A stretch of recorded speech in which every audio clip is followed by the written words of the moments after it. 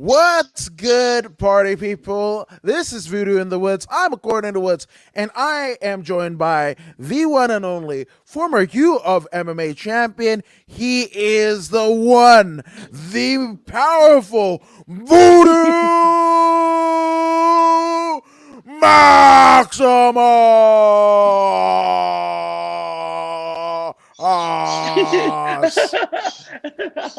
What's up, man? Thank you for that wonderful introduction, my man. All day, every day, according to Woods.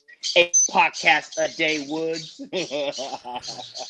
Man, it's a thing. It's becoming a thing. But no, and this is cool. We're basically getting into last night's UFC 259, and much like the UFC before it, there's nothing to talk about. Absolutely no controversy. We're doing this for the Nah, love of it because nothing eventful happened last night. Nothing, right, nothing Vita? important. No. Nah, nothing important. My goodness, what in the hell was this card? This one almost felt a bit lopsided, right? And nothing against the champions because that was the selling point of or this card. There was Mhm. three title fights back to back to back to back.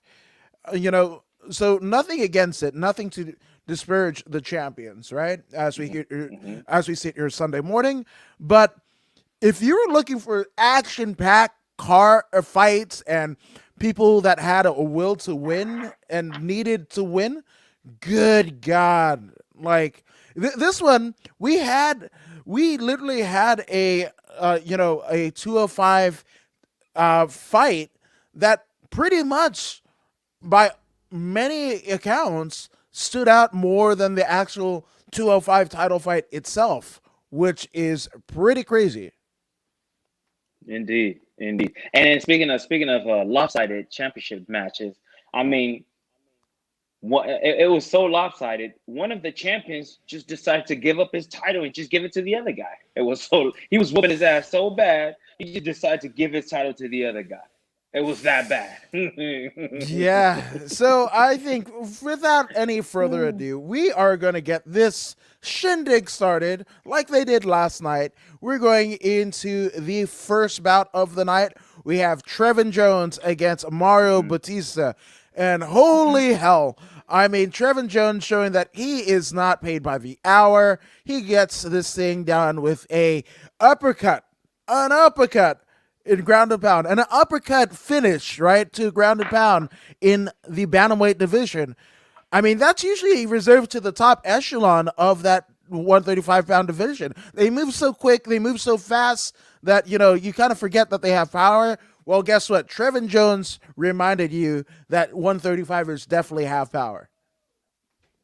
hey, for Tevin Jones to go in there and do that to Mario Bautista, he just let it be known that he is here. He is here and he's here to stay. Tevin Jones doing that to Bautista kind of shocked me a bit because Bautista is not the one to make mistakes. He's the focus on the guy is always intense. So for him to get caught like that, that means Mr. Jones went ahead and went beyond expectations, and he showed up on the first day of work and he outperformed.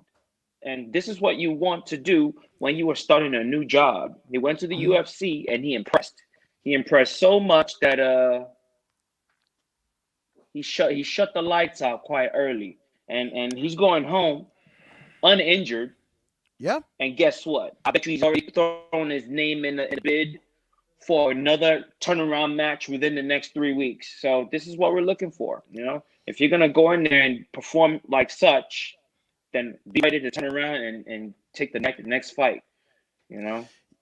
No, 1000%, 1000%. And it's funny because I actually had to watch this back this morning because I caught it late. When the UFC starts and everything, in my head, I'm just like 4 o'clock Saturdays. That wasn't the case. It started a little bit earlier, so I had to watch it back. But when I saw on Twitter that Bautista was trending, I was like, oh, damn, that missing like the mystery surprise for AEW's pay per view. Like, oh damn, Batista! It's Batista. Batista shows up in AEW. Mm-hmm. So when I saw that knockout, and I was like, oh my god. Or in Espanol, y Dios mío. Like I was just like, what Mm-hmm. in the fuck is that? So shout out to Trevin Jones. Obviously cementing whoever decision maker that thought he was of the right ilk to make it here in the UFC. Well, damn it, you're right. You're right. Whoever you are. Indeed, indeed, indeed. So, my goodness, I love this because again, Uros Medic, he literally has medic in his name. Uros, the doctor medic, basically sends Alan Cruz to the doctor with a tremendous flying knee in a minute 40 of the very first round. Yes. I mean, the man travels around with his own medical team. You know what I mean? He knocks him out and he sends him straight to the doctor. He sends him straight to the hospital, man, to see a doctor. You know what I mean? Not only is he the fighter, he is the medic as well. So he knocks him out, Mm-hmm. throws him on a gurney, and ships him right to the doctor's office. The man, I mean, what can we say? There's nothing too sad. Flying knee to ground and pound. That means the man's timing is on point. To hit a flying knee, your timing has to be on point. The man is fearless. One, two, the courage to on the highest level to go ahead and initiate such a strike.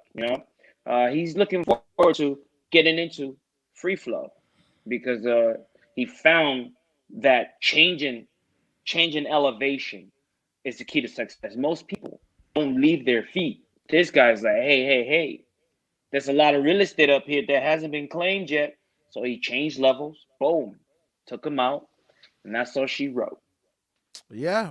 What was it? There was a movie. I think it was the 90s. It was called The Air Up There. Well, guess The what? air up there. Yeah, absolutely. So up there in the air is the Uros Medic medical facility, as Vince McMahon likes to call it. So and again, in terms of, it's almost like Joe Rogan and On It sponsors the podcast. Joe Rogan actually co-owns On It, right? Kind of a angel investor in On It, but Yes. this is it. This was it. Uros Medic is the doctor, right, who had a medical facility in the sky that he was waiting to see Alan Cruz to. So I think, I mean, screw the $50,000 bonus, because guess what? You'll make more in surgical, operations than you would in that $50,000. So shout out to you for diversifying your portfolio. One Uros Medic. Yeah, and congratulations on that first performance of the night bonus. Euros Medic. Good job. Yeah. Oh, so he got his regular bonus, he got the Hmm. performance bonus, and then he again is reaping the rewards of again owning the medical facility that he sent Alan Cruz to. So shout out to you That's for right. doing it. Because if you haven't diversified your portfolio, diversify. And if you can't handle the fucking heat, stay out of the fucking Stay out the kitchen. kitchen. I'm just saying. Indeed. Yeah. Now this one I was surprised by. My goodness, Me because too. we had Amanda Lemos moving up to 9-1 in the 115-pound division, and she beats 14-2, but not now waking up on Sunday 14-3, Invicta, standout Lavinia Sousa. And my goodness, this happened very first round.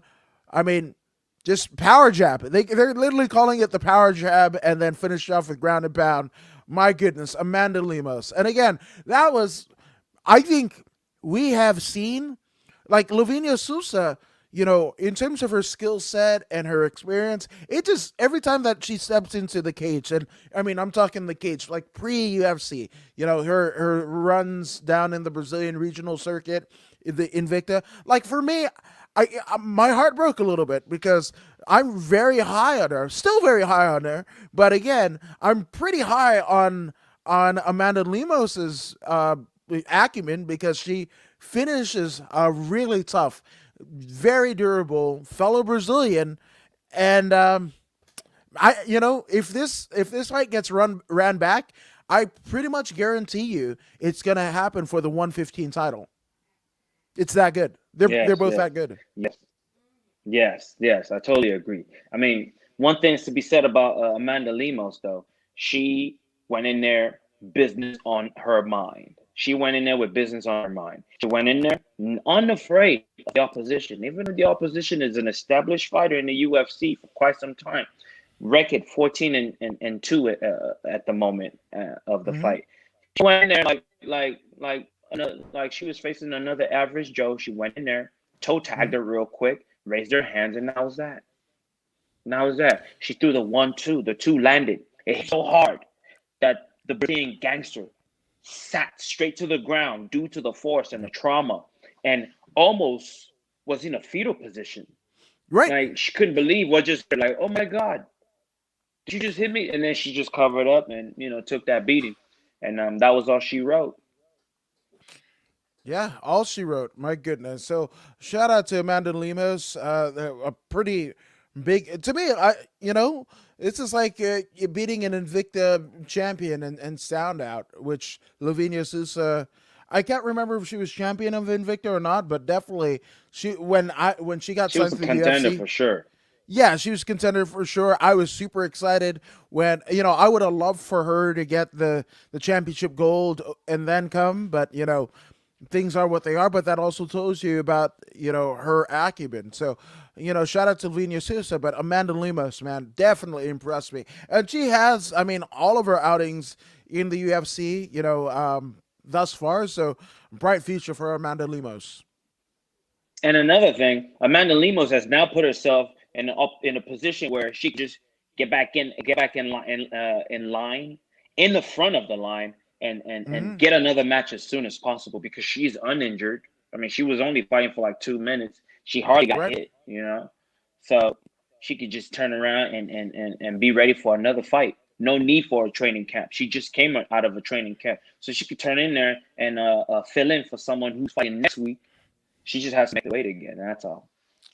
I love it, Mike. This is, I mean, like I said, shout out to Amanda Lemos. Shout out for not taking too much damage on your route to victory. So that's That's right. everybody. Like, I want everybody, like, I almost want like 2 minute fights, not even 2 minutes. Like, punch, submission, and it'd all be over. And you just continue to do that because, again, it's a very taxing on the body, on the mind, the Hmm. soul. This Hmm. sport, it's very selfish. So when we're Hmm. seeing the Diego Sanchez of the world, the Mayhem Millers of the world, to keep your brain intact, it is Hmm. crucial. So I like Hmm. these no damage KOs because Hmm. hey, you just get to do what you're supposed to be doing. No harm, no foul. Yes. Yes. This sport is not only selfish; it's unforgiving. It is unforgiving, unforgiving.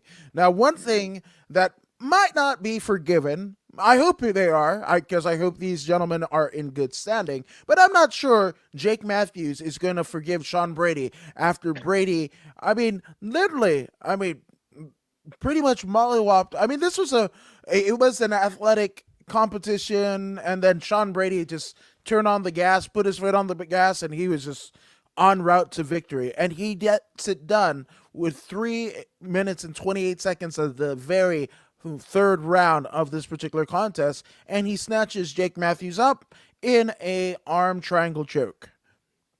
That's right. If it ain't broke, don't fix it. If it ain't broke, don't fix it. The young man came in. He laid out a plan for himself against a durable Jake Matthews. He went in, Mm. executed his plan, stuck to the plan. See, these guys that are undefeated, they are undefeated for a reason. They are undefeated for a reason. They set up a plan with the coach. During the match, they execute it. Coach is watching the match, making adjustment as the match is going. Every time they call a break after the round is over, he sits down, he gets his water, listens to the coach. They fine tune the machine, and they send the Hmm. right race car right back out for laps. And he did that 2 times. On the third try, he was able to secure the arm triangle choke, and he got the submission. Lights out. Undefeated Lights streak continues. Yeah, absolutely. And again, I have heat against Jake Matthews because, again, Jake Matthews, Diego Sanchez, an aging Diego Sanchez, and you could not finish Diego. Sorry, dude. I mean, bye. Just go. Yeah. Just get from here because I don't want to see anything that you're giving. I'm good. I'm good. You can put this on the discount rack all you want. I'm still not taking it. So, um, Jake Matthews, get your shit together, good sir. Just saying. That's Just right. saying. That's right, man. Now, speaking of getting his shit together, my goodness, and I kind of alluded to this particular matchup, at the start of the show. We saw a UFC 205, division fight that one would argue was probably even better than the eventual title fight later in the night because we have Carlos Ulberg basically fell to a gentleman who Voodoo is going to go ahead and pronounce the name. Kennedy Injechukwu. Kennedy Injechukwu. Don't sleep on the Nigerians, man. Don't sleep on the Nigerians. Look, one thing is certain. If the Nigerian youth had the opportunity to have mixed martial arts um, prominent in the country, understand that you will have lots and lots of champions coming out. It's a new thing to Nigerians. This is why Mm-hmm. you now they're trickling in. Now you've got two champions. You know what I'm saying? In the 170 pound welterweight division and the light heavyweight division. Is it light heavyweight? No, not light heavyweight. Middleweight Lightweight, division. That's just middleweight, this yeah, is yeah. just the beginning. This is just the beginning. The sport is now beginning to make it over the ocean into Nigeria. Now the youth are starting to pick up on it. Like, oh, this is another avenue to freedom. You know what I mean? Look at Francis Ngannou. Even though he's from Cameroon, the same thing. You know what I mean? There's so many kids in Nigeria that are hungry for knowledge, and most important, hungry for an opportunity. You know what I'm saying? When like Kennedy here, you know what I mean? He found his opportunity and he is making the best of it. He went in there against Carlos Ulberg. Yeah. Yeah, he went in there against Carlos Ulberg, and a champion in his own right, a champion in his own right, Mm-hmm. a kickboxing champion at that. He went in there against a kickboxing champion, stood his ground, and knocked the fella out with a terrible hook. It is what it is. He hit once and he fell to the ground, and that was that. That was that. The man is hungry. I keep talking about people who come from third world countries versus people who come from first world countries. This is a prime example of what I'm talking about. When someone has to claw to make it up the mountain, and then the other one is providing an escalator. You know what I'm saying? There's a difference. There's a difference in the hunger. There's a difference, And Kennedy here just made clear to you what I'm talking about. And congratulations, Ned, to Kennedy because he was the second person to receive the fight of the night bonus. I mean, a performance of the night bonus. Actually, this Yeah. was fight of the night. This was fight of the Yeah. night. Both individuals got $50,000. Kudos to both of them, by the way, because they were chunking Yes. them, as they would say in LA. Oh my God! It was a firefight. The first 20 seconds of the fight. I mean, I'm gonna pretty much say that it had more action than, and this was an action-packed card, especially in the prelims. Especially the prelims. The prelims were amazing, like start to finish. There wasn't a go get popcorn part of it. Even the ones that went to decision, they were hard fought decisions by the eventual winner of the contest. But my goodness, this was amazing. But yes, these two again showed a will to win, and I'm glad that the UFC brass as well as Dana White, and they might be one of the same, but basically bestowed this honor to both men because that's the way it goes. I mean, this was two to tango. It takes two to dance. You need an applicable dancing partner, and Carlos and Kennedy found it in each other. And my goodness, and the every hero has to have a great villain, right? And I'm not saying that Mm-hmm. one is the villain versus one is the hero, but again, your win is only as good as the person The that you're opposition. facing, right? Your Mm-hmm. opposition, and they were that, and it could have gone either way. They both cracked each other. They were both on spaghetti legs or on roller skates, as a euphemism gets used. So, my goodness, this was incredible.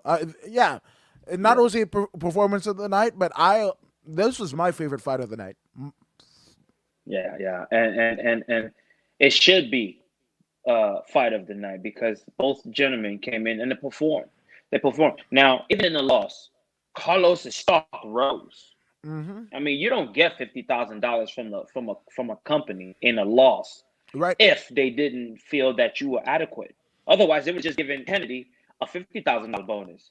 They Hmm. felt that even in defeat, Carlos Ulberg was also worthy of $50,000 due to his performance. So his stock, even though he lost, there was no loser in this particular match. Someone had to lose on paper, but there was no loser in this particular match. Both get $50,000, and they're both stock moves up in the company. So whenever we're thinking about another potential matchup for someone, these names will ring loud in the ears of the promotion. Yep, 100%, 100%.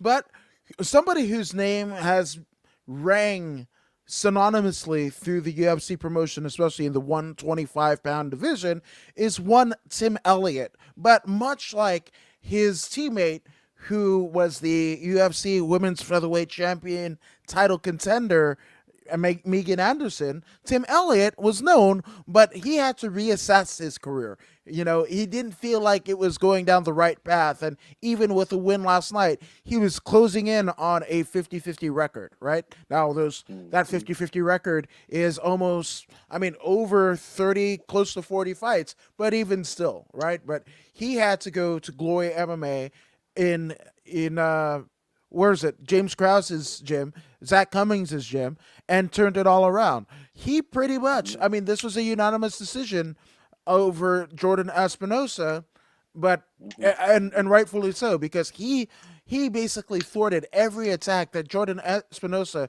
tried to instigate, try to initiate, Mm-hmm. and it did not Mm-hmm. happen. It was Tim Elliott all day, every day. Mm-hmm. Mm-hmm. Yes, yes, indeed. Jordan Espinosa is known to be a beautiful striker. His Yep. speed, his hand speed is incredible. He kicks pretty well. He stands pretty well. But if you look at his record, primarily he loses by submission. He loses Hmm. by submission. So you want to nullify Jordan Espinosa's attack, you grapple him. You bring the grapple to him. Tim Elliott brought the grapple to him. Yeah, Tim Elliott stood with him, but primarily Tim's bread and butter to win this particular match was the grappling. He grappled him pretty good, and he controlled him with the grappling, giving him the unanimous decision victory. I mean, good job to Tim Elliott. He is a veteran of the sport. He knows how to win. Now, on top of that, he's with a team that can help him continue to win in an easy fashion, like he did on this night. Yeah, absolutely. This ended up being Glory MMA's only win of the night, for that team. But yeah. Now, somebody who took a took a win, right? It might be the only win for his respective team because he had a lot of people from his home gym, City Kickboxing in New Zealand, competing on this card. But Kai Kara France literally finishes off Roderio Bont Bontorin in Mm-hmm. the very first round. This one was a buzzer Mm-hmm. beater. This one was, it gets stopped 5 seconds before the buzzer to initiate the end of the round happening. Mm-hmm. But it was a beautiful sequence, right? Where Rogerio was trying to lock up Kaikara in a submission and all that jazz, and Kaikara shakes it, and then ends up back on the feet and just finishing him off. Now, obviously, Kaikara France going to 22-19, but stepping into it, he was 21-19. But he has Hmm. a wealth of knowledge and experience on the kickboxing, much like his teammate Israel Adesanya, Hmm. right? So, with that Hmm. being Hmm. said, I mean, he showed his veteran status uh, to the umpteenth degree last night. Hmm. Um, Rogério Bontorin put all his eggs in one basket, and he went after Cara France because he knows to beat Cara France, the easiest way to beat him is by submission. Kai France, he doesn't usually lose to these, but he will lose to joint manipulation or chokehold. Mm, So yep. he went in there and he put all his eggs in one basket and he tried to deliver a victory for himself. But unfortunately, when you do that, if you do not diversify your portfolio in the mixed martial arts competition, if you do not diversify, lactic acid will surely build in real quick. And that's what happened to Rogério Bontorin. I know for a fact because when I went in there against AJ Bryan, I did the same thing. I almost had him, but then I committed so much energy into finishing the submission that once I lost that, once the submission wasn't successful, I had dumped so much energy, I had committed so much energy to this particular technique, which almost worked. If it would have worked, it'd have been like, hey, great, fantastic. You know what I mean? The fight would have been over. You know what I mean? Right. But I committed so much energy to it that, once it didn't work and then we had to stand back up, I'm at 20%. He's at 95%, 80%, even 70%. He's still way better than me. You know what I mean? And then after that, it's a matter of time. You cannot defend properly. You can't raise your hand because fatigue, lactic acid, and building real quick, especially after you've just made weight 24 hours period before, and the next day you're stressing your muscle, you're flexing your muscle to the utmost. Recovery is hard. Yeah. Recovery is hard. So to be successful, you have to you have to ease the body into it. You have to ease the body into it. So the longer you fight, the more comfortable the body becomes. It's like letting your engine warm up before you drive off. Like you can't just start and then boom, floor it and go. It's not going to work properly. Sooner or later, the car is gonna die, right? It's gonna break Mm-hmm. down a lot sooner than not. So this is what happened to Rogerio Bontorin. He started his car and floored it immediately. You know what I mean? He didn't allow for the oil to pass through the entire the cylinders and whatever. You get the idea. And the engine knocked, right? His body failed him. Kaikara France got in there with a nice punch that dropped him, and he was gonna he dropped him, ran off. The referee didn't call the fight yet. Yeah. Came back, was going to hit him again, but then the referee called it off. So he went back to celebrating, and Rogerio felt, I don't know what he felt in that moment, but he took out his mouthpiece and threw it at the fella that was celebrating. But I guess that was just agony of defeat. So it is what it is. Yeah, we're getting separated from consciousness because before the ref stepped in, it was almost like he was running for him, but it wasn't. The legs weren't there. His legs were Mm-hmm. completely gone. Mm-hmm. It was just, Yeah. and it's a sad thing Yeah. to see because we don't know the supercomputer that is our brains, right? We don't know Yeah. how it's going to Yeah. react to certain situations, and that's the way Yeah. it does. I mean, we've seen a lot of times where knockouts or even submissions happen, and the person kind of comes to and they want to grapple the damn referee and shoot a double Mm-hmm. leg. They're still in the Mm-hmm. fight, but with the referee or whoever else. So, Mm-hmm. um, Mm-hmm. yeah, again, very big win for Kaikara France. Mm-hmm. Just I Mm-hmm. and it looks like of all of the city kickboxing, standouts and members that were here on this card, I think he's the only win. Yeah. Jay, Yeah. I believe so. I believe so. Yeah. yeah, yeah. And he went on with $50,000 for performance of the night. Exactly. So, what's that plane ride back to New Zealand going to look like? Especially the fact that if you caught up the, the UFC embedded and everything like that. The minute that they stepped off of the plane in Vegas, Eugene Berryman was like, "Hey, don't you guys go fucking mucking around Go in party. Vegas? Yeah, don't do that because we got to go back home. It's either you were here for the fight, or we're not gonna go home for." X amount of months or whatever. Hmm. We just cleared the COVID, threshold and everything like that. We don't want to be the cause for our entire Hmm. country getting locked down again. So shout out to That's right. Eugene Behrman, but it's going to be a weird one where like you've got the $50,000 and the Israel Adesanya only has one belt. Jake Matthews, basically got finished. I mean, he didn't get finished, but he didn't He got win. work.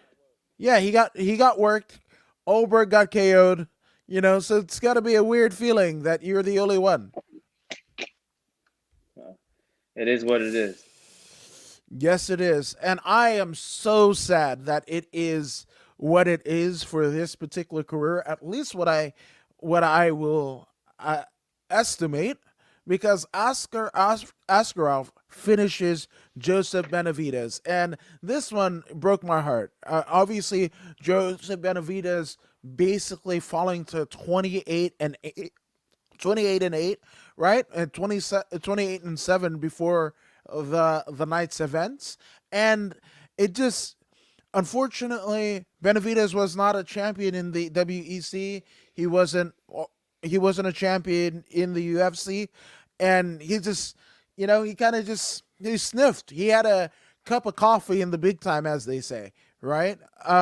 But his career is hardly a cup of coffee because he is probably one of the most devout flyweights that there is in the UFC in all of MMA. But it just, the time has passed him by. I want to actually give out a huge shout out to Megan O'Leary because that's his wife, right? One of the most respected interviewers and journalists that there is in this game. Somebody who I look up to, and I look up to her even more now so because her husband lost. She still has to do her job the next fight. Like, shout out to Megan O'Leary. Shout out to Joseph Benavidez for sure, because good God, what Joseph Benavidez has given to the sport in terms of amazing, amazing matches. Um, I can't thank you enough. But it was the night of Askarov. Yeah, man. We spoke last Thursday about the intensity of Askarov. The man started gas tank for the ages. Hmm. Uh, he's got a moped, but he's got a, a, a Hummer sized gas tank in him, and he's running that in a moped. You know what I'm saying? He's gonna be going for days. So he does that, and he's got decent boxing, but primarily he's got excellent, phenomenal wrestling. He's got phenomenal wrestling. Yeah, he is a complete martial artist. We can say that. We can say that. Primarily, he used his wrestling in this particular matchup. Joseph Benavidez got great wrestling defense. He himself is a wrestler. However, you know, there's something about that Dagestani wrestling. It's kind of like when Jiu-Jitsu first hit the scene with UFC 1, 2, 3, 4, 5. You know what I'm saying? By UFC 6, 7, 8, 9, 10, people started figuring it out. But 11, 12, 13, 14, 15, things have changed. Things have changed. And then now you have people defending effectively against it, especially the wrestlers. They were the first one to pick up on it. So uh, uh, it is what it is. The Dagestani wrestling, they don't believe in being on their. I mean, no wrestling believes in being on their back, and because of that mentality, they dominate oppositions quite easily. They're on top and they're smashing you while they're on top. And he was able to control Benavidez. His wrestling superseded Benavidez's wrestling, and he controlled them, cut him up pretty good, smashed them, and unanimous decision victory later. Yes, yes, and even more punctuating of this particular matchup is, in the winner circle and in his corner, Askarov had none other than Habib Nurmagomedov, and my mind just went like, I wonder how many times that Dana White was kind of hounding Khabib. almost like the girl that couldn't get any, or the person that couldn't get any play at prom and is just kind of sniffing around. That person at the when everybody's kind of drunk and everything, they try to swoop in for the kill. Those vultures. That's what I imagine Dana White to be, try to get Habib back in. But then again, they really don't need Habib. I just want to know what's going to happen with the title, because I mean it should be vacant if he is retired, and it should be contended by somebody else. So I just don't hold up a whole division and livelihoods of people if you know that that you're done. Exit out of the testing pool. Give up the title and let somebody else contend for it. Khabib, what are you doing in September? Khabib, what are you doing in September? Yeah, that's what Khabib, what are you doing in yeah, September? yeah, yeah, It is and what it is, man. It is what it is. and in recent memory, we definitely know what it can look like. You remember when Davidson Fedorado was complaining that he didn't get that bonus and everything like that, and Dana White showed up to his room just so they can get the fight in a month later. Right? Shows up to the room with like a Gucci bag with 50 G's in it. So again, it's not out of the realm of possibility, the tactics that Dana White can use to lure somebody back in. But again, Hey, Habib, it looks hey, like. hey. To quote a famous philosopher, uh, everybody's got a price. $1 million man. Money, money, money, money, That's right, man. money. Yeah, That's man. right. Everybody's got a price.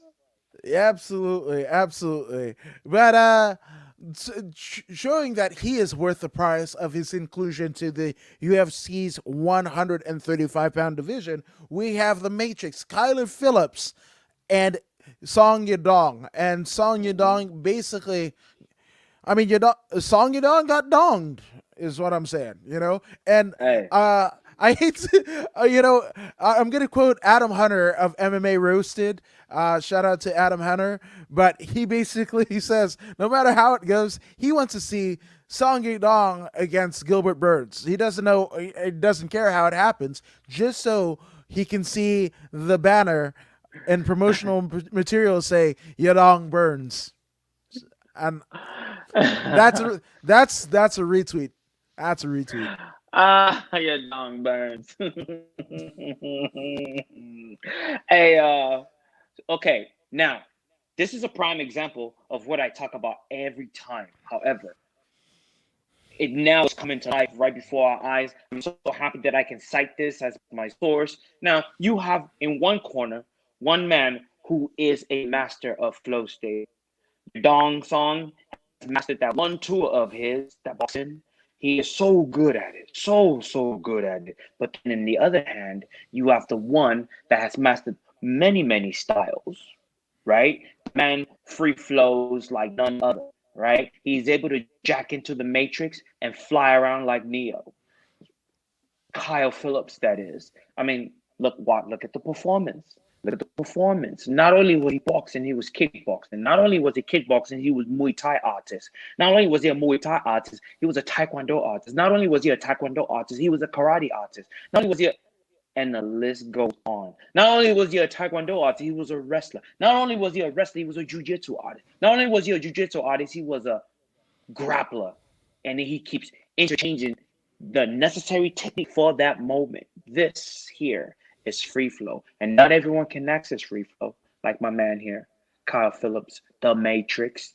Not everyone can do it. You have to put in the time and the work to get that job done. And Kyle Phillips is a prime example of what I mean when I say free flow.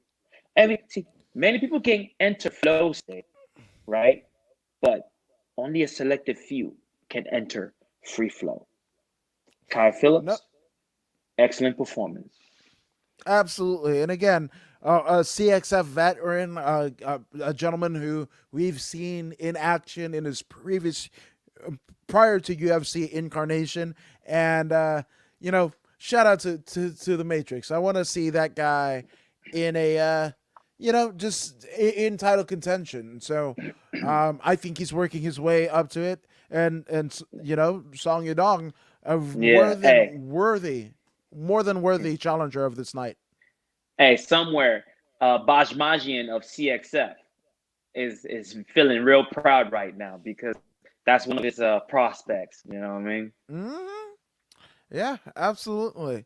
Now, speaking of prospectus, a lot of people were high on one Casey Kenny, and as well you should be, because Casey Mm-hmm. Kenny basically is a former LFA bantamweight champion. Him beating our good friend Vince Cachero.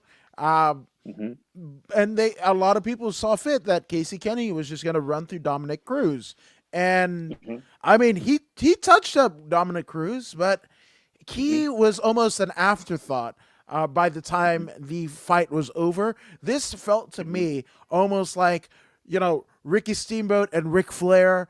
What was it, that Chi-Town Rumble in '89, where Mm-hmm. they have this Mm-hmm. amazing match. Flair wins the title back from Steamboat, Mm-hmm. and Mm-hmm. the next thing you do is Terry Funk gets from the damn broadcaster's position, grabs Flair, and apologizes him on the table.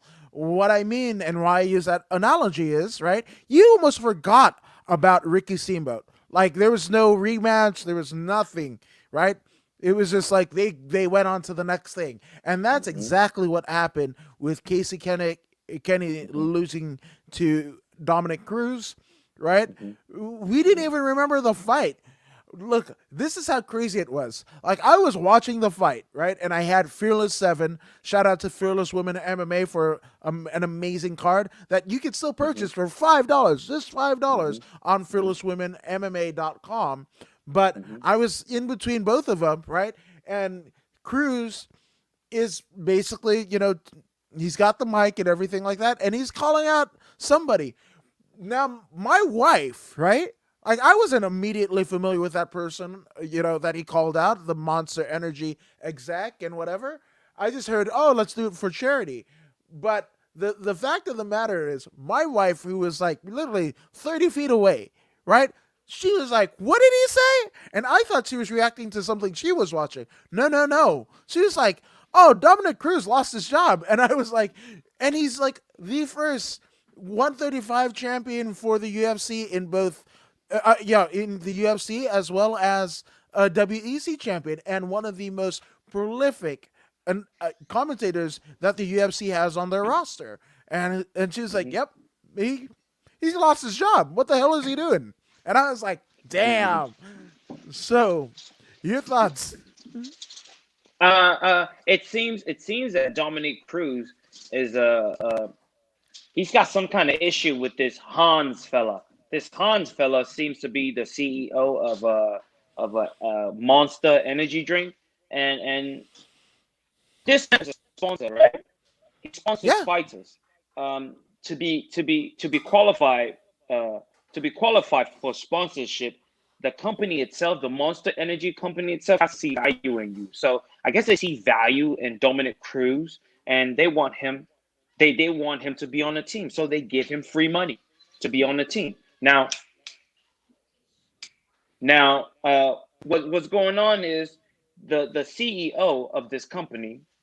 I'm guessing is the CEO, and I'm not 100%, but he wants Dominic Cruz to shout him out on his Twitter or his social media. I mean, you're getting free money from this fella, right? You yourself state that during your time of surgery, Monster Energy stuck with you and they backed you up and blah blah blah blah blah, right? But you have a problem shouting out uh, um, Hans, whatever his name is, on your social ha- media. I mean, yeah. what exactly is the problem? Hans What Molenkamp exactly? is his name, and Yeah, that guy. he's an executive at Monster, which is again one of the sponsors for the UFC. Which again, Dominic Cruz has never been one who you kind of figure into drama and controversy. But I mean, even Joe Rogan, who probably might have been on DMT. Shout out to Joe Rogan and DMT. But even Rogan was like, got nervous. And he was like, yo, let's not get political. And it's like, this ain't political at all, Joe. And whatever. And it's funny because Dominic Cruz, as great as he is a commentator and fighter and what have you, it feels to me like he is telling jokes that nobody gets but himself. Like he's telling inside jokes to the audience of himself. It's so weird in terms of his delivery. And again, you're somebody who, again, when you were basically in surgery and on the on the mend and everything, that supported you. You're a major supporter of not just the UFC, a brand and intellectual property that you have been champion for, not once but twice, right? And also help facilitate you basically being a commentator, right? They cut the feed. That was so funny. They cut the feed like right before Dominic Cruz could say, like, out of a rebuttal to Rogan. I just thought it was fun. It doesn't make sense. It doesn't make sense. It does not make sense. There's got to be more to this story, because for him to go on national television and try and separate the executive from the LLC, what are you doing? Like, he's like, I'm okay with Monster. Like, Monster is a human being. I'm okay with Monster, the company, but this guy here, it's not that I have a problem with him. I don't have an issue, but I just want to give to charity. So you want to beat the guy up? Yeah, you want to beat the guy. You want to show him up. You want to show him up and say, yeah, you're not really a fighter, right? Oh, he said he had 3 fights on his resume. Well, then it shouldn't be a problem. Come on, bro. Like, don't understands that you don't have to like the people you work with, but this is business. This is business. You have to be adult enough to put aside your little personal, so the product can grow, right? This is about just how hard is it to move your thumbs around, push send? How hard is that? How hard is it to promote the fella that's giving you free money? Even if he's not the one himself giving you free money, he's part of the entity that's giving you free money and free product. You know what I mean? Didn't they give him like a Monster Energy high performance vehicle? Oh my goodness! Like, here's the thing. Like, literally, as he was talking into the microphone, on his shirt was a big old Monster emblem on his sleeve. Like that. That's what was going on. And again, if you wanted to get clout, who's really trying to get clout from Dominic Cruz? I mean, nothing against Dominic Cruz, right? He's a former, 3-time world champion, right? 2 in the UFC, 1 in WEC, right? Somebody that a whole gym has tried to fight him for like dozens and dozens around by his self-admission and lost, right? But Touchy Feely theoretically has more followers and subscribers to his endeavors, right? And not even, I wouldn't say not the caliber that Dominic is, but definitely not he hasn't earned himself a championship in any organization yet, right? So with that all being said, Touchy Feely, getting into kind of fisticuffs with an agreement of a sponsor. And I remember to this day, he was like, you want 3 posts? And he was like, here's 1, here's a bat 2, and then whatever the product was, and here's 3, and him hitting it with a bat. Here's your 3, pay me my fucking money. Like that. Yeah. You could do that. But that's a situation in which the fella was not getting paid, but then asked to do things. This guy's getting paid. Yeah. He's getting paid. The currency keeps flowing, man. It keeps flowing. It's conducting quite well. The copper is conducting the energy. You know what I mean? He's receiving that money transfer easy. Yeah. But yet he has an issue with some executive. Like, come on, bro. This is small potatoes, small fries. Like. let's move on from this dude, man, because we're wasting Yeah. our time and wasting the audience's time. And by the way, audience, we apologize for wasting your time. Like and subscribe and hit that notification button as we move on into the next contenders, which are they midweight? Yeah, they're the next midweight title match in which Alexander Rakic went and fought Thiago Santos. What was your take on this particular matchup? Actually, it was light heavyweight. I'm sorry, Yeah. light heavyweight. So this one I kind of knew, right?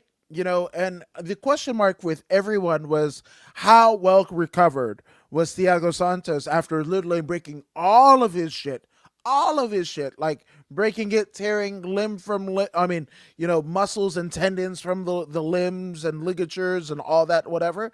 Like, I think it was, I can't remember who said it, but they were basically quoting and paraphrasing somebody before that. Hey, Thiago Santos is just, he's a body guy with knockout power, but aside from that, he's not a real fighter. Well, you could make an argument for that very sentiment because Mm-hmm. Rankic basically dismantled. I don't know if it was like Thiago Santos reminded me in this particular fight almost like when Anderson Silva came back right after the Mm-hmm. Weidman, Mm-hmm. his Mm-hmm. knee breaking. It wasn't Mm-hmm. the same person. He was a Mm-hmm. much different fighter, a more cautious fighter, not as Mm-hmm. dangerous as they used to be, right? Mm-hmm. So that's what Thiago Santos reminded me. He reminded me of a post operation from the leg injury, and rightfully Mm-hmm. so, Anderson Silva. Mm-hmm. Yes, I totally agree. And the comment that people make about him not being a fighter, I have to disagree with that, right? Because the man steps in there at the highest level against these murderous individuals. The man is a gladiator. The fact that he has the cojones to go in there and face another man at that level in that cage, he's a fighter. Anyone that steps in there is a fighter. However, one thing that I will agree with them on is the fact that he has become very limited. He has become Hmm. very due to that injury.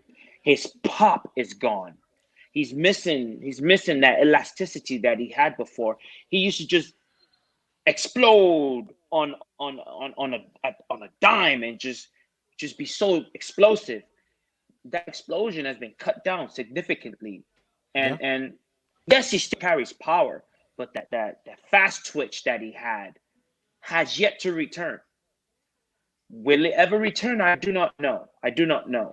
I mean, prior to the injury, he was just a flow state type of fella, right? And now that flow state has been compromised a little bit. Now he's in there against an individual who has an ability to access free flow. This guy is an excellent striker with all his limbs, elbows, knees. He does spinning things. He understands how to attack high, medium, and low very, very well. I mean, his movement is everlasting. He never stops, and he's never flat-footed like Thiago Santos. He's always moving. He comes from a martial arts background. The guy comes from a martial arts background, and he's highly explosive. On top of all that, he's able to access free flow, and on top of that, he's explosive. Understand that Thiago Santos, the fact that he didn't get knocked out, yes, he got dominated all 3 rounds, but the fact that he didn't get knocked out lets you know that Thiago is still a very good fighter. However, he is lacking. The game is passing him by right before our eyes. Slowly, he drops in ranking, and a more formidable opposition is rising in ranking. Alexander is showing you that. Right before our eyes, we are watching the slow demise of Thiago Santos. If Hmm. Thiago Santos doesn't figure something out real soon, like a side job, another means of income, life could change rather quickly for him. So, Thiago Santos, I respect you a lot. There's still there's still something there for him. He just has to figure it out and find a way to remedy the deficit in his game. The deficit, the crater continues to widen. The crack is slowly becoming something else. You know what I mean? Slowly becoming a crater. It's going from crack, but it's separated and it's becoming more of a problem for him. I wish him the best. I wish him the best. Is all I can say. I agree. I agree. So we don't know. But am I clamoring for another Thiago Santos fight anywhere?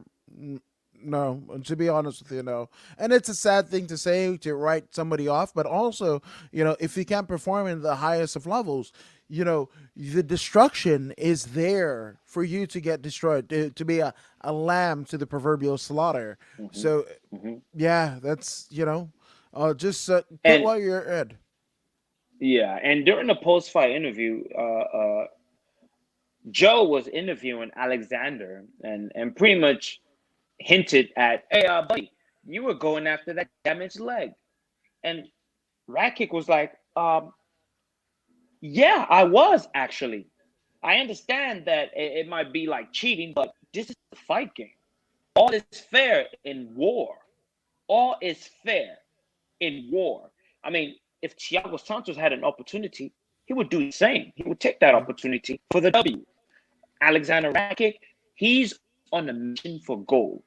He wants that title shot so bad that he's willing to do whatever it takes. And if it takes destroying Santos, then destroy Santos it will be. And I'm not mad at him for going after that damaged leg. He himself, he said, "I know how it is. I've destroyed my ACL or whatnot as well in the past. I get it. I Hmm. understand. But still, I will go after if it's an advantage. If Mr. Santos had an opportunity to knock his block off, he would have. So I am not mad at Rakic for going after that compromised leg at all. I mean, you wanna knock down an oak tree, right? You gotta chop it at the base. You gotta keep hammering at the base, and that's what he did. He had to chop down that oak tree, so he chopped at the base. It is what it is. If you want to chop down that redwood, you know how big those redwoods are. Gotta chop it little by little at the base. And Hmm. if going through that damaged leg or reconstructed leg is what he has to do, then that's what he's gonna do. And he did that. And I'm not upset at him at all. At all. And then if anyone is upset at him for doing that, then they should look at themselves. Yeah, man, it's a vicious game. Vicious, vicious game. Which, my goodness, talk about vicious and lambs to the slaughter or sharks in the water. Islam Makachev was definitely the shark last night. His submission win, arm triangle choke from the half guard over Drew Dober in the third round of this 3 round contest. My goodness, like it was just Islam. It was just Islam all the way. That's all. I mean, there isn't much to say. I mean, Drew Dober was there. He tried. He did. But it's Yeah. just like there's levels to this. There's definitely levels to this, and Drew Dober Yes. found out that he might be good for his region of the United States. But much like you Yes. echo, first world versus third world, second world, and what have you. And not saying Russia or anything, whatever, but they're a tough people.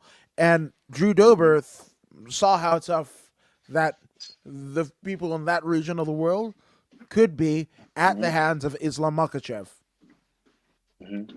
Well, when you look at a fella like Islam Makhachev, and a Khabib and people from that region and people that practice that particular style of martial art, that particular style of wrestling, every opponent, no matter what type of handgun that they may carry as their primary weapon of choice, they're going in there against someone who has a 50 caliber rifle and that can shoot them from 1 mile away with that 50 caliber rifle. And they have what?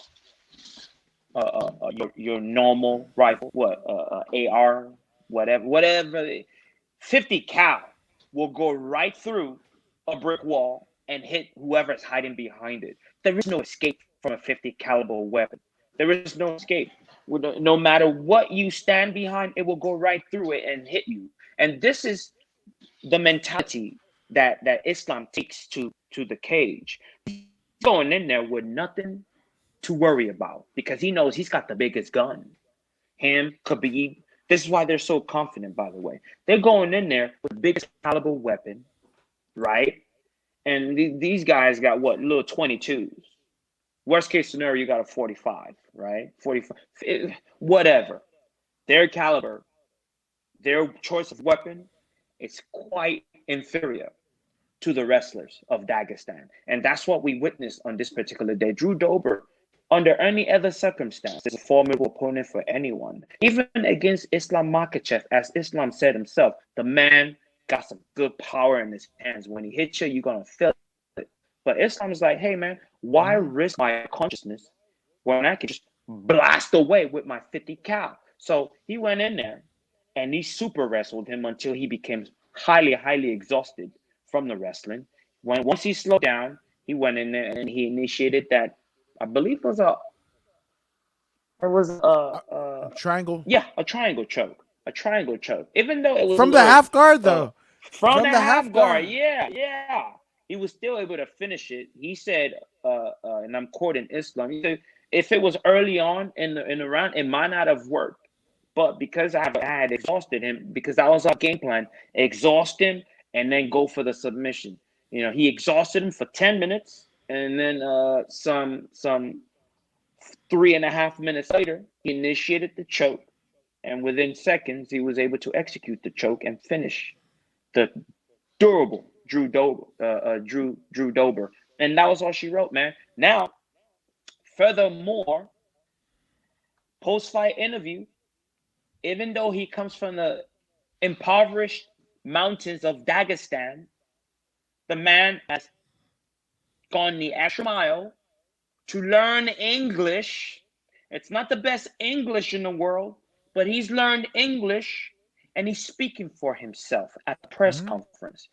God, he might not be the most educated on this planet. He might not be a great English speaker or have a degree. He might not have a degree. He might not even finish high school, but he's smart enough to understand I need to speak the language of the continent that I make my money from. I need to be able to converse with the people that gives me money. So he learned the language. Now he's over there calling out Tony Ferguson. He's calling out Tony Ferguson. He laid out his reason for calling out. I mean, he's like, hey, the Khabib fight never happened. When Khabib and Tony were supposed to fight, I was playing Tony. I have been studying Tony for a very long time. I know Tony pretty well. Tony is a top 5, top 6 opponent. He's like, look, you might want me, what he did, even if you ask me to call out someone else, those guys are busy right now. They're either busy or just fought. So Tony Ferguson is free right now. I'm not injured. I'm ready to go. Tony, you know what I mean? People want to see what would happen between you and Khabib. I'm the closest thing to Khabib. Khabib is gone. Let's see what happens when you and I step in there. I can lend an ear to that. It makes perfect sense. This is something we can build on. This is a Russian with limited English, went to an American audience, pleaded his case to the audience, an international audience, by the way. And people are listening. The president is listening. It was pitched by a reporter. Hey, did you hear what Islam said? He said what he said. Well, this is what he said. Well, sounds good to me. We might see this match if Tony Ferguson accepts. Islam has said publicly that he wants that match. See, this is how you have to advocate for yourself. When you have that microphone in front of you, fighters, future fighters, use that time. First of all, you earn that microphone. They don't just give anyone that microphone. Only winners get that microphone. So don't earn the microphone and talk about, I want to talk to my manager. What are you talking to your manager for? Your manager works for you. Your manager works for you. Don't talk to your manager. Talk to your manager before you win the opportunity to hold that microphone. So when that time comes, like it came from Islam Makhachev, he used it wisely. Now you can do whatever you want with that time. He chose to use it to call out a top 6 individual in Tony Ferguson, and he did a phenomenal job. Yeah, absolutely. And you know what I know? You said that he spoke a bit more English than he did before he stepped in. Well, I know what he did, and you know what he did. He went and got the foreign name pronunciation classes by Voodoo for $9.99.99. One easy payment of such, or four easy payments of $4.99.99, and you too can speak English as well, and probably even better the next time.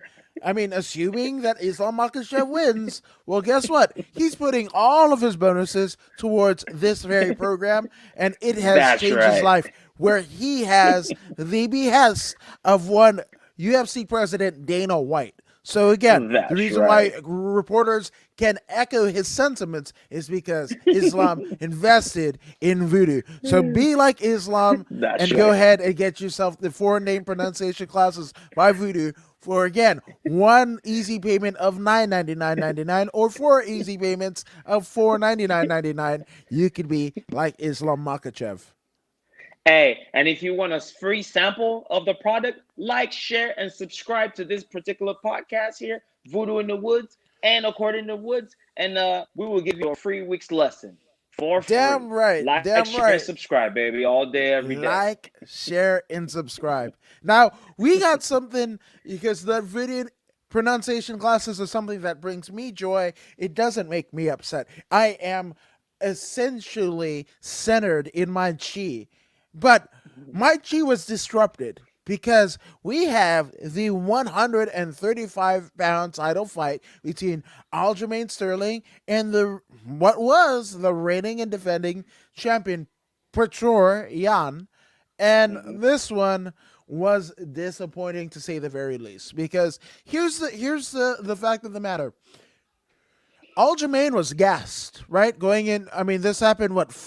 The illegal knee, the Kenny Omega V trigger happened in the fourth round, but Aljamain had nothing. He was finished like midway through the second round, and one would even argue the third. Right? He was already finished. He was donezo, right? And all it took was this again a V trigger. It's a Kenny Meg. This was, shout out to Rafa Sparza of Verbal Tap. A Verbal Tap podcast as well as the Grappling Hour because they usually do this thing called WWE BJJ Week. Well, I think Peter Yan essentially submitted his consideration for such a dubious award because he basically Kenny Omega V triggered Aljamain Sterling. Now the crazy thing about this, right? And I know in the heat of the battle, or at least from what I understand, because this is all secondhand information. I've never fought, into even an amateur degree. So I don't have that. But from what I have been told, there's a lot of different voices that you're listening to yourself, you're listening to your coaches, you're listening to all this stuff. You're trying, and all the while you're getting punched in the face, right? So Pitor looks over at his corner, right, as to what to do. And our good friend, former CXF bantamweight champion himself, and UFC, roster member Terrion Flashware, he said, "Yeah, I get it. I get that. You're a badass. You're definitely a badass. But the fact that in a title fight, in a title defense, that you're looking over at your corner, asking what to do, what the fuck, right?" So obviously, I paraphrase, Terrion's words, but that was essentially it. That was a tweet by one Terrion Flashware. So that's my question, and not just that he asked what to do, but out of four guys, there might have been four, if not four, then three guys, right? The majority of them, when he asks, "Hey, can I?" What essentially happened, for those who don't know, is when you have 3 points of contact, whether that be your knee, your leg, your hands, whatever. If you've got three of them to touching the canvas, you're essentially a downed opponent, and you can't kick nor knee that person, right? because they're down. It's like kicking somebody while they're down. That euphemism, that is absolutely what was in place here, right? So the thing about it is, he goes over to the consideration of his cornermen and he goes, "Can I do this?" And the majority of them, right? If there were three, then two guys versus the one. If there are four corners, then three corners and then one rogue, right? That said no. But the one rogue, right? The one person that said yes, somehow, some way, in Piotr Jan's, uh, quest for destruction, tunnel vision towards its title, finishing his opponent and retaining his title, he heard the one guy over the other two or the other three, and that person, even though Piotr essentially came out and he says he's the only one to blame, but theoretically speaking, if we're being honest, it was him listening to whoever that person was that essentially cost him a UFC title bout and title. Hey, you do know who that one person in his corner was that caused Who him who is to do this? that? Oh, you don't know? That was Sensei Reese. That was Sensei Reese from Cobra Kai. Strike first, strike hard, no mercy, sir. Okay. Apparently, I've never watched From a such Karate Kid, things. man. Hey, that Cobra Kai from Karate. I mean, a Karate Kid. Sensei Reese was the bad guy's Okay. coach, the sensei, the teacher. All right. So this is the person that told him to do it. I'm just messing with you, man. But Oh, it I was was gonna say, very unfortunate. was it like the Iron Go Sheik? ahead. I break your back and make you humble. Is that? I fuck. You've never seen the movie Karate Kid? No. Oh, interesting. Well, in Yeah. the movie Karate Kid, you know Daniel San, right? Yeah. The Daniel Daniel Russo. San? Yeah. Yeah. Yeah. Daniel Russo. Yeah. He goes up against this other group of opposition. They were called Cobra Kai, and Okay. Cobra Kai's motto was strike first, strike hard, no mercy. You destroy your opposition. And their coach or their teacher, his name is Reese. And I Okay. was joking that Reese was the one in his corner, that one guy told him to do You it. might have been. You might have been right. Yeah. You may be right. But so the matchup, this particular matchup starts off with Aljamain Sterling flying hot, red hot, continuous assault, trying to overwhelm and overcome Pietro Yan. But Pietro Yan has seen this before. He comes from Russia. He comes from third world part of Russia. He's seen stress before. So every time Aljamain brought the heat, he just stayed calm, protected. Every shot that was thrown at him, there was a lot of shots thrown at him. He covered up, protected himself from getting hit by anything that could do any serious damage. And in the meantime, he's throwing specific shots. Boom! Specific counterattacks, quality shots. Throughout the first round, he did the same thing. Second round, he did the same thing. But what we started noticing in Aljamain is he started to slow down. By the third round, he began to slow down. Though he continues his ferocious assault, he's going for takedowns. He was actually able to acquire the takedown. He took Pietro Yan's back, but nothing came of it. Pietro was able to get back out and get up and keep the fight going. And then once he noticed that Aljamain was beginning to tire, he started going to the body, throwing shots to the body to the top, kicking the legs, chopping his legs so he can slow down his forward momentum, and throwing shots to the body to even fatigue Aljamain Sterling a bit more. But it continued until the fourth round. Right? In the fourth round, Aljamain was clearly the scale tipped over. Now, Aljamain started with the ferocity. He had the upper hand. And then now, towards the end, he's starting to fade. He's starting to fade. He's fading. Now, we can clearly see his future.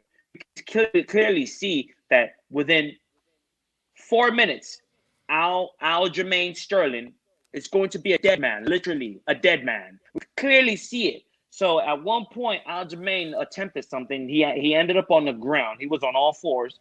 Pietro Yan was posting on his head, and I believe Aljamain picked up one of his hands from 4 points of contact, and he sat back, raising himself up. And in that moment of taking his hand off the floor, Pietro Yan delivered that vicious knee that sent Aljamain flying to his back. And now he's flat on his back. And the reason why he threw the knee was what you described earlier. But now we have Aljamain laying on the ground. Yes, he got hit in the head with a knee. Yes, no doubt about it. No doubt about it. But the acting that followed was Oscar worthy. I mean, all of a sudden, he cannot even rise up to sit on it. He couldn't get off his back. He couldn't roll. Everything spinning, and it was just extra. It was so terrible that, I mean, come on, man. I've been hit with a knee before. Yes, it's jarring. It is jarring, right? But he remained conscious. He was conscious. He knew what was going on. I mean, he went to the doctor, and the doctor said, oh, you're okay. They checked him. He was fine. You know what I mean? He wasn't concussed. The doctors found nothing. The man was not concussed. The man did understand. I mean, he comes from, what's that school that he comes from? Matt Serra. Yeah, what is it? He comes from Ray those Longo? people. Yeah, Ray Longo. Yeah, Ray Longo. Yeah. These guys are opportunists. There is no honor in this camp, as far as I'm concerned. With the exception of Frankie Edgar, there is no honor in this camp. You know what I mean? They'll sell their mama for $5. My word. You know what I'm saying? So there is no honor in this dude. He is no Anthony Smith. He is no Anthony Smith. You know what I mean? This is my personal interpretation. You know what I mean? This is what I feel is going on. Okay? So I'm speaking for me. You know what I mean? So it was all a bunch of nonsense. He knew his death was imminent. His death was imminent. It was right there. He was about to die. Instead of dying a glorious death, he chose to go out like a sucker. And he went out like a sucker that he is. He faked until they called the match. Right? He faked until they called the match because he knew that he would become champion. Right? Did Pietro Yan make a mistake? Indeed, he made a mistake. Yes, he did. Did he do it on purpose? Even if he did do it on purpose, that was a sucker move. If you don't want to continue, just say, I don't want to continue, man. You know what I mean? Reschedule the match. I compromise at this high level. At this high level, I cannot continue in such a, you know what I mean? If he went out and said something like that, be like, yo, man, I ain't compromised right now. Be a G about it. Be a G about it. All that acting, save acting, bro. You don't need that. You don't need that. Yes, we all see that he needs you in the head. If you don't want to continue, just say, hey, man, I can't continue. I don't feel good enough to continue in this mode. My brain hurts. Say something. Don't fake. You need to fake the funk. You know what I mean? You are entitled, and we will all understand if you said that I refuse to continue under circumstances. Reschedule the match. You know what I mean? If he said that and they still give him the belt, that will be an honorable thing to do. Mm-hmm. But he chose to go like a, I don't know what to call it. Well, it's crazy. Even the fact that the title changed hands on disqualification. Hell, that doesn't even happen in pro wrestling. You remember back in the day, what was it, 94, when Lex Luger was battling Yokozuna and hit Yokozuna with that, the fucking forearm with the titanium plate and whatever. Yokozuna takes a fucking bump to the outside and is pretty much comatose. Or Aljamain Sterling, we'll call it, Yokozuna basically, Aljamain Sterling's on the outside. The referee counts to 10. Lex is awarded the match, but not the title. The title stays with Yoko, but the match goes to Lex, right? You win the match, you don't get the title. So it was very, very, it was surreal to me that a title changed hands in a legitimate sport. And this, where that doesn't even happen in pro wrestling. That doesn't even happen in pro wrestling. The And, worst part about this, I'm sorry. I'm so sorry. I'm so pissed right now, no, bro. go I'm for so it. sorry. Yeah. The worst part about this is he knew, we know that he was getting his ass whooped in this match. He was on his way out. He was on his way out. Take an honorable death. Take an honorable death. Then the sucker's way. Hey, he reminds me. Here, I got it. Remember, you ever seen that movie Troy? Yeah, yeah, yeah. Remember that movie Troy? Yeah. Remember that Hector, his little brother, went and Well, stole Helen from that crazy Viking? You yeah. know what I mean? He stole Helen, right? And now he's supposed to face the man. He's like, yeah, I'll do it. I'll do it. He goes out there, he faces, and then he tucked tail when the going got tough. He tucked tail, and then he crawled over to Hector and grabbed Hector's leg like the biznitch that he is. This is the route this fella took. This is why I can't stomach it. This is why I can't take it. You know what I mean? Until today, I can't remember the dude's name. I cannot stand that actor just because he did that role so well. What's his name? He was also Was it the in Johnny Cash, right? In it? No. Was it no, Joaquin? not that guy. Joaquin, not Joaquin Phoenix. No, another guy. He was one of those uh he was one of those in the Two Towers with the little dwarfs. He was an elf. Oh, Orlando What's his Bloom? name? Orlando. Yeah, I can never respect that man. I understand it's a movie and he was playing an actor, but I just can't respect him after playing such a role so well. I can't. This is the same thing with Aljamain. This is how I see Aljamain. You know what I mean? He played the sucker too well. He played the sucker too well. Too well. There was nothing honorable about what he did. Nothing. Hey, man, if he went out there and he said, yo, man, I can't continue. I feel compromised. We can respect that. Yeah. But then he's the faking. The faking. There's no need for that. Keep that in boxing. Keep that in soccer. Keep that in basketball like LeBron does. Keep that. Don't soil the purity of mixed martial arts with that disgusting behavior. I understand he is a victim in this case, but yet I don't have the vocabulary to properly express myself in a righteous way. I just have nothing but a sucker to call this fella. And that's all I got to say about him, man.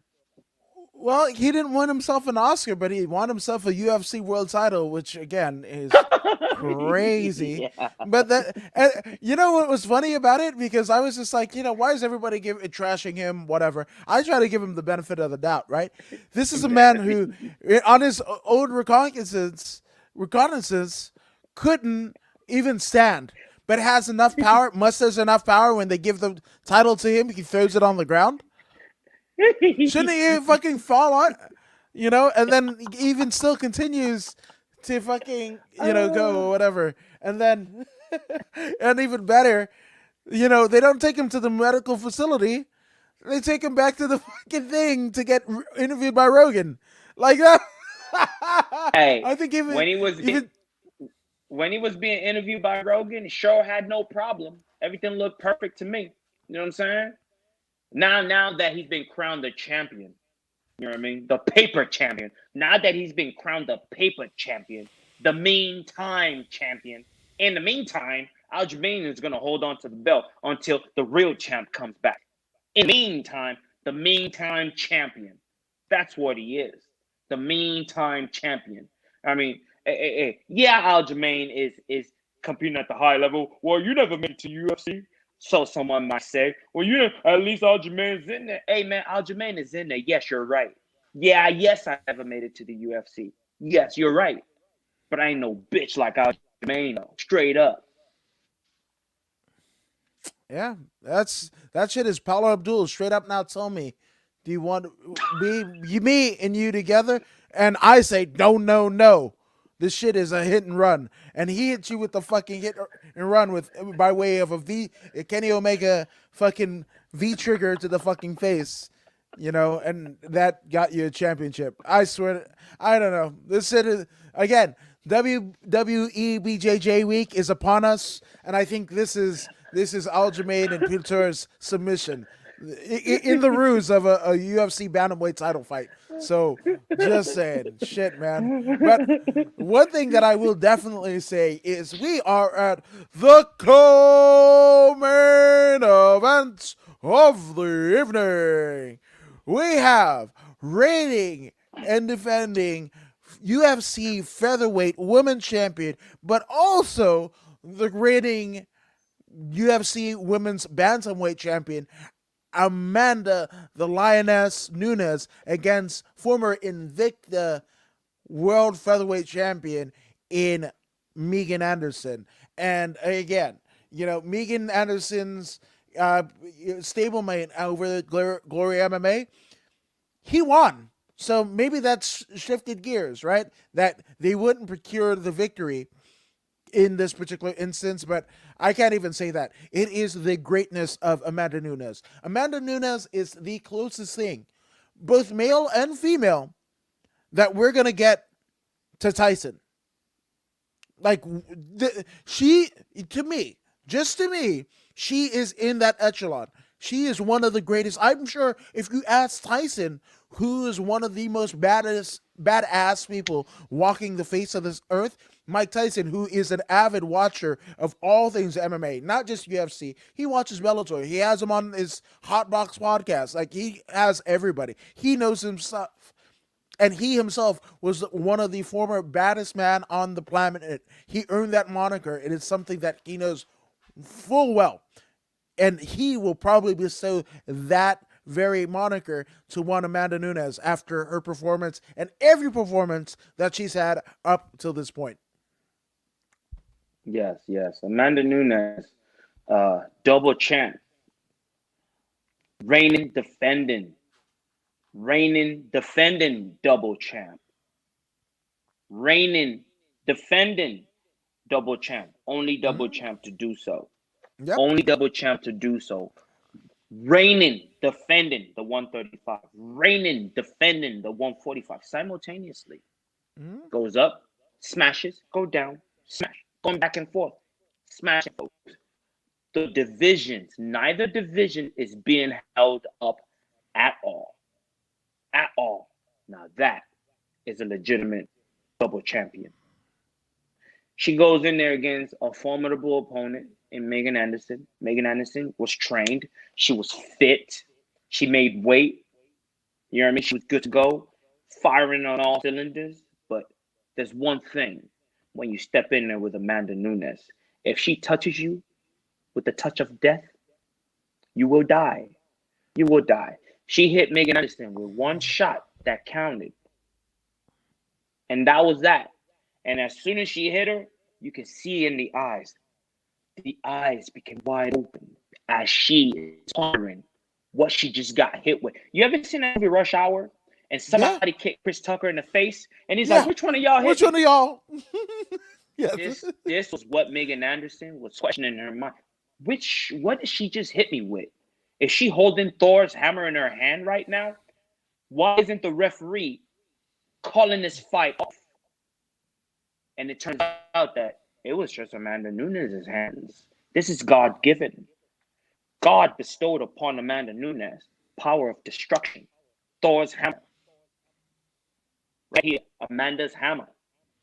And many, many, many greats, including Chris Cyborg, has fallen prey to this right hand of Amanda Nunes. She goes in there, she seeks like a heat-seeking missile, and she destroys.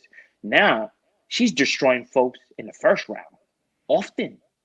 145 pounds seems to be the easiest division for her to destroy people. Even though they're bigger, they're falling even harder. Yeah. Amanda Nunes. Megan was bigger. Megan was bigger. But size didn't matter in this particular case because Amanda Nunes had the hand speed. Not only did she have the hand speed, she's got the bone density to make it feel like Thor just hit you with the hammer, even though, it was just hands. Amanda Nunes, what else can I say? There is no one right now, that can beat her. There is no one right now that can beat her. This is why I was a little bit. Was I upset? I guess you could say I was upset. I don't have the adjective right now to describe what I was, but I was upset that she was talking retirement. You know what I mean? Yeah. Like the world is hers for the taking in the moment. There's nothing stopping or getting in her way right now. She could just chill on the throne and wait for the next one. Call me when you're ready. And when it's time, hold my Kool-Aid. Hold my drink. Let me go serve somebody real quick. And anyone can get it. Like Conor McGregor would say, any one of you can get it. Anyone can get it. The door is open. You just make sure you're qualified. Make sure you are worthy. Make sure that the federation, the UFC federation, have checked you out and made sure that you are ready to step in here, because you will be going to sleep. No one yet that I've seen has been able to match her ferocity, match her hand speed, match her power, match her distance IQ. These things be taken into consideration. She is so high right now that she doesn't even need to go to free flow state. She is hands above everyone else in flow state. She doesn't even need to go to free flow state. That's how bad it is right now in the women's division. You know what I mean? When she fights Valentina Shevchenko, she will have to initiate free flow. She will have to. But right now, these challenges that she's facing, not even on the same planet. Not even on the same planet. Because she's absolutely dominating people. Mm-hmm. And I am looking forward to see who the next contender is going to be. Juliana Pena has thrown her hat in the bid. She wants that money fight. And Amanda Nunes is that money fight. She called out Amanda on Twitter, and Amanda said, "Hey, why don't you fight Aljamain Durandamine? Aljamain Durandamine." Oh.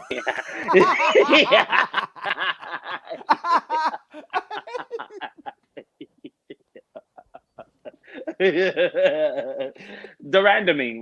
What's her name? Jermaine Durandamine? What's her name? Jermaine, yes. Yeah. Oh, Jermaine Durandamine. Why don't you fight Jermaine Durandamine real quick? And I don't want I do not prefer that Amanda offer someone else to fight. You know what I mean? She's dominant over everyone. So why say fight someone else? Just tell them, hey, I am the champ, I am the queen and king at the same time. I am the queen of mixed martial arts right now. Mm-hmm. If the federation see fit that you're the next opponent, then so be it. That's all she needs to say. Offer someone else. Well, you haven't fought Jermaine Durandamine yet. Don't do that. It makes your aura look diminished. Aura cheap. It cheapens your aura. Yeah. I mean, we hold you up to a high pedestal. Mm-hmm. Why would you? That's a little weird. That's a little strange. You know what I'm saying? But outside of that, she hit that ball. She hit that home run, man, straight out of the park. Her English is getting so much better. She is speaking more. She's firing on all cylinders, man. The sky's the limit. Hey, did you see that cameo that happened in the camp of Amanda Nunes? Well, what happened? I missed it. It was like Coach Troy took the place of Conan Severia and Mike Brown, because Sensei Troy just fucking came in there and fucking did the thing that you said from the Cobra Kai, is what I'm saying.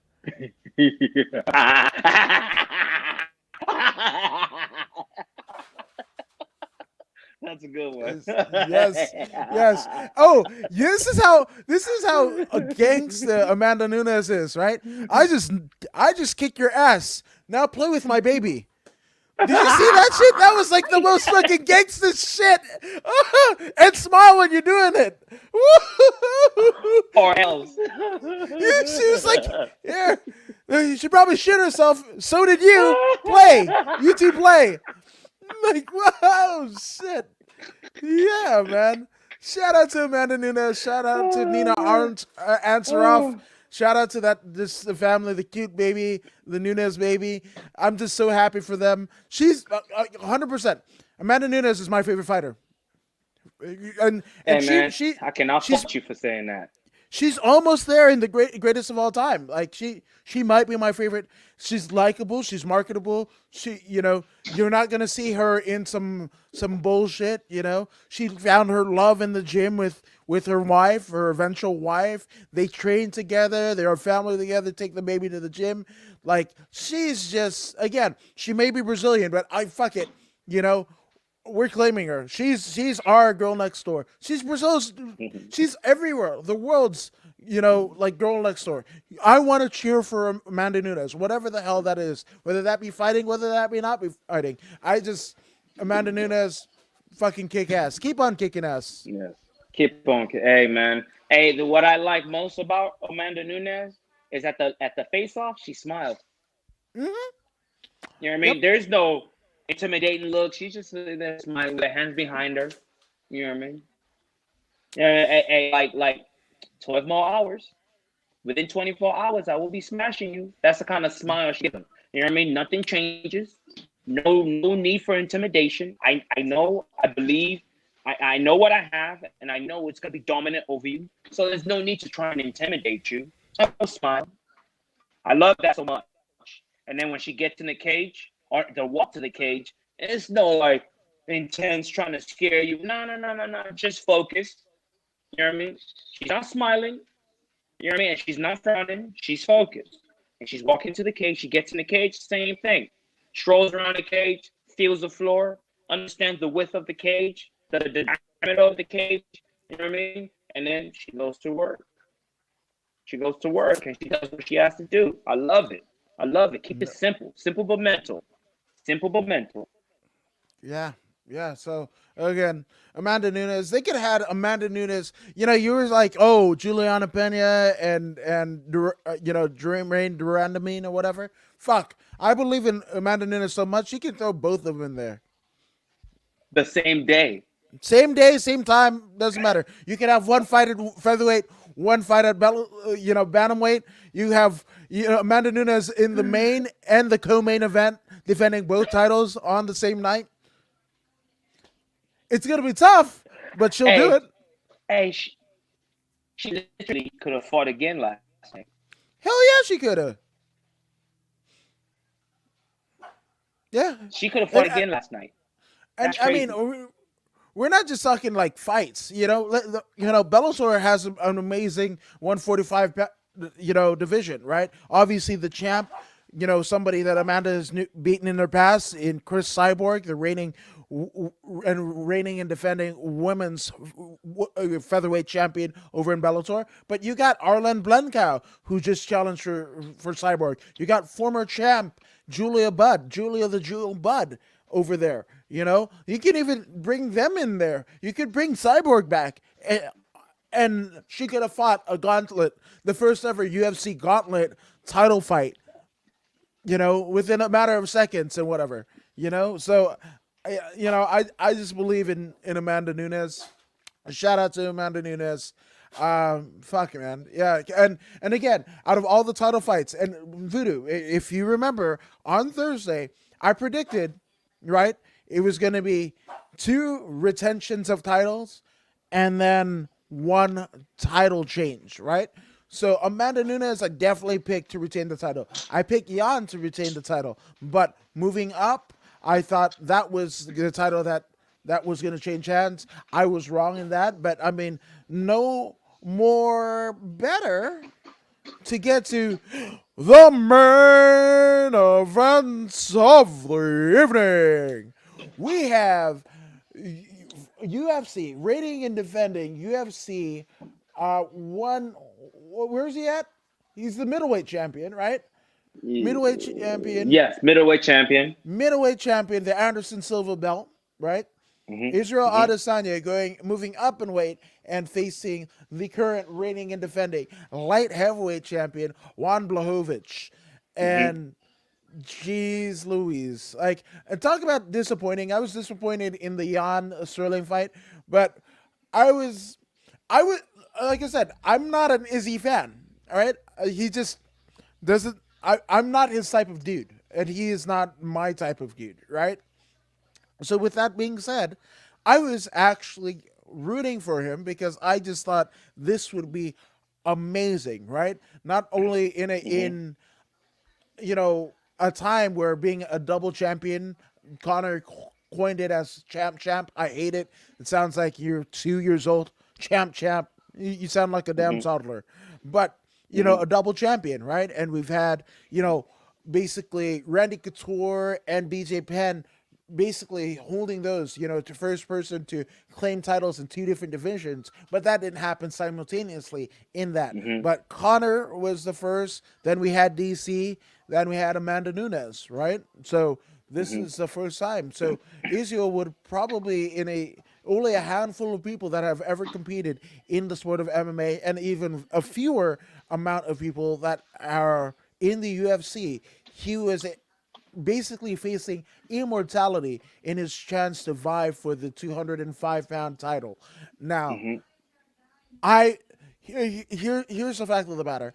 I am disappointed from the reasoning.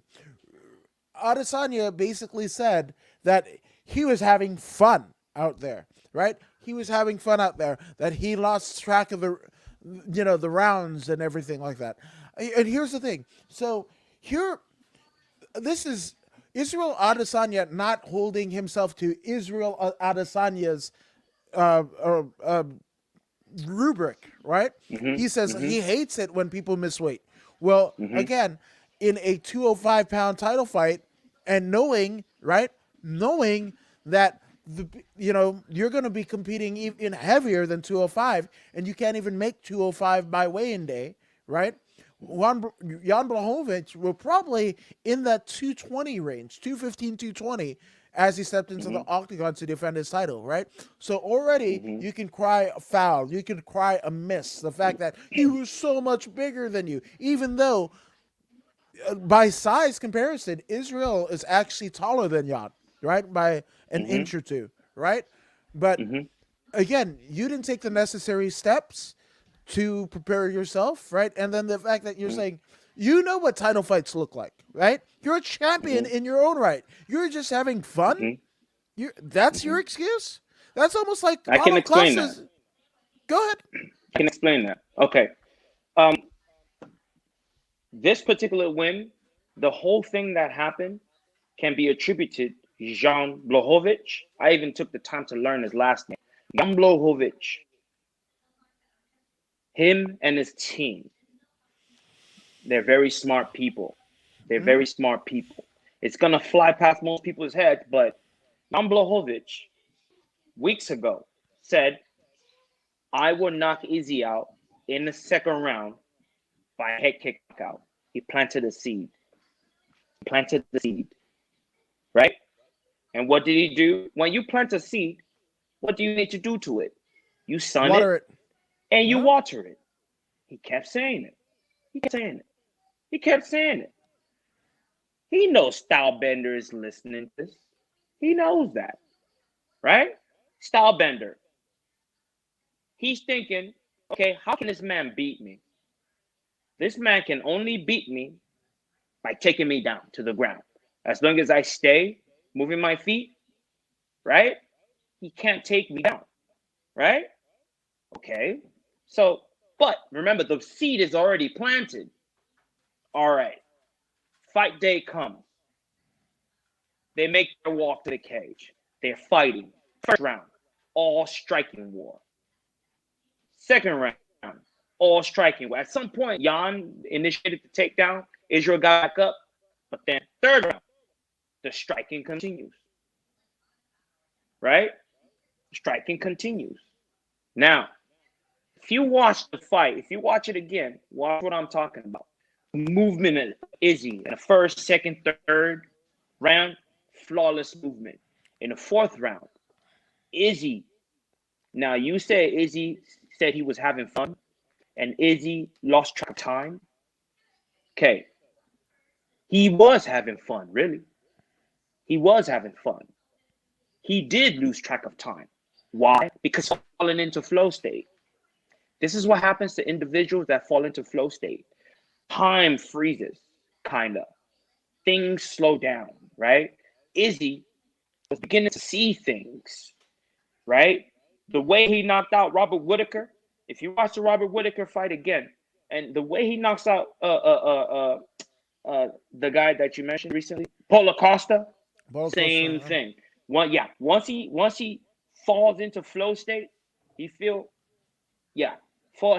once he falls into flow state, there's this thing about him in which now he stops moving, and it seems like now he stops moving for one reason. He's figured out your reach. He's figured out how far you can punch and how far you can kick. So he stays there, right? So instead of moving now, he'll just lean back or he'll do these things, but he's staying still, deeply rooted. Now that he's deeply rooted, he can generate enough power to elastic his way out and come back with a shot that's going to knock you out, Robert Whitaker. Initiate a shot that's going to knock you out, Paulo Costa, right? Jan Blachowicz, months ago, he already knew this. He had studied Izzy. That's why he planted the seed. Now, Izzy, the plant is growing in Izzy's mind. Now he's thinking, oh, yeah, he already tried one takedown. Didn't work. He's going to give up on that. Now, he falls into flow state. He's having fun, right? He actually was winning the fight. He was winning the fight in the fourth round because he did fall into that flow state. He is landing those shots. If you watch it back, you'll see him landing Jan was hitting him back, right? Jan's champion. He's supposed to. But Izzy was landing the more precise shots, the more powerful shots. You know what I mean? So now in this mode, Jan simply changed levels and locked them up. Once he locked them up, there is no escape because now he's got him at the torso, right? He sucked him in real good and he took him down. Once he takes him down in the fourth round, Izzy tried. He tried, but he wasn't half guard, I believe. Yeah. Right. But this is a black belt, man. You're grappling not only a black belt, a much bigger black belt than you. Yeah. Right? Oh, yeah, 100%. Right? So his struggle in the fourth round caused a lot of fatigue in Izzy. So now the fourth round is over. Both of them are tired, but Jan was able to recover. Yeah, Izzy recovered as well. He recovered, but not to a point. He pushed his heart rate harder than he was expecting, right? So now Jan didn't have to recover. Even though he got a little bit, he didn't have to recover as much as Izzy. Izzy was giving away size, right? And Izzy has to work extra harder to get out from underneath. Right, 100%. The grappler on top. So he flatlined his heart rate a lot worse than Jan did. So now we're in the fifth round. Izzy hasn't quite recovered to the level where he can be comfortable. You can see fatigue in him, right? Jan, went back to that striking. You know what I mean? When you hit the red line like that, it's hard for your mind to snap back and make corrections. It's hard for the mind to snap back and make proper correction. Even though his corner might have told him, hey, man, you need to do this, you need to do that, you need to do this. He didn't hear any of that because the heart is so hard, right? The only thing you're thinking, oh, I'm not recovering. That's what's in your mind. They're talking to him, but he's not recovering. He's still going to fight, right? Fight or flight. He chose flight. His body is being fatigued. As his body is being fatigued, he's not able to make the proper adjustment to fix the mistake he made in the fourth, being flat-footed. All he had to do in that last round was back to what he did in 1, 2, and 3. He messed up in the fourth. He stayed flat. Right? Just go back to moving your feet, sticking and moving, sticking and moving. Even though it's a boring round, stick and move for 5 minutes. But no, fell back into flow state immediately.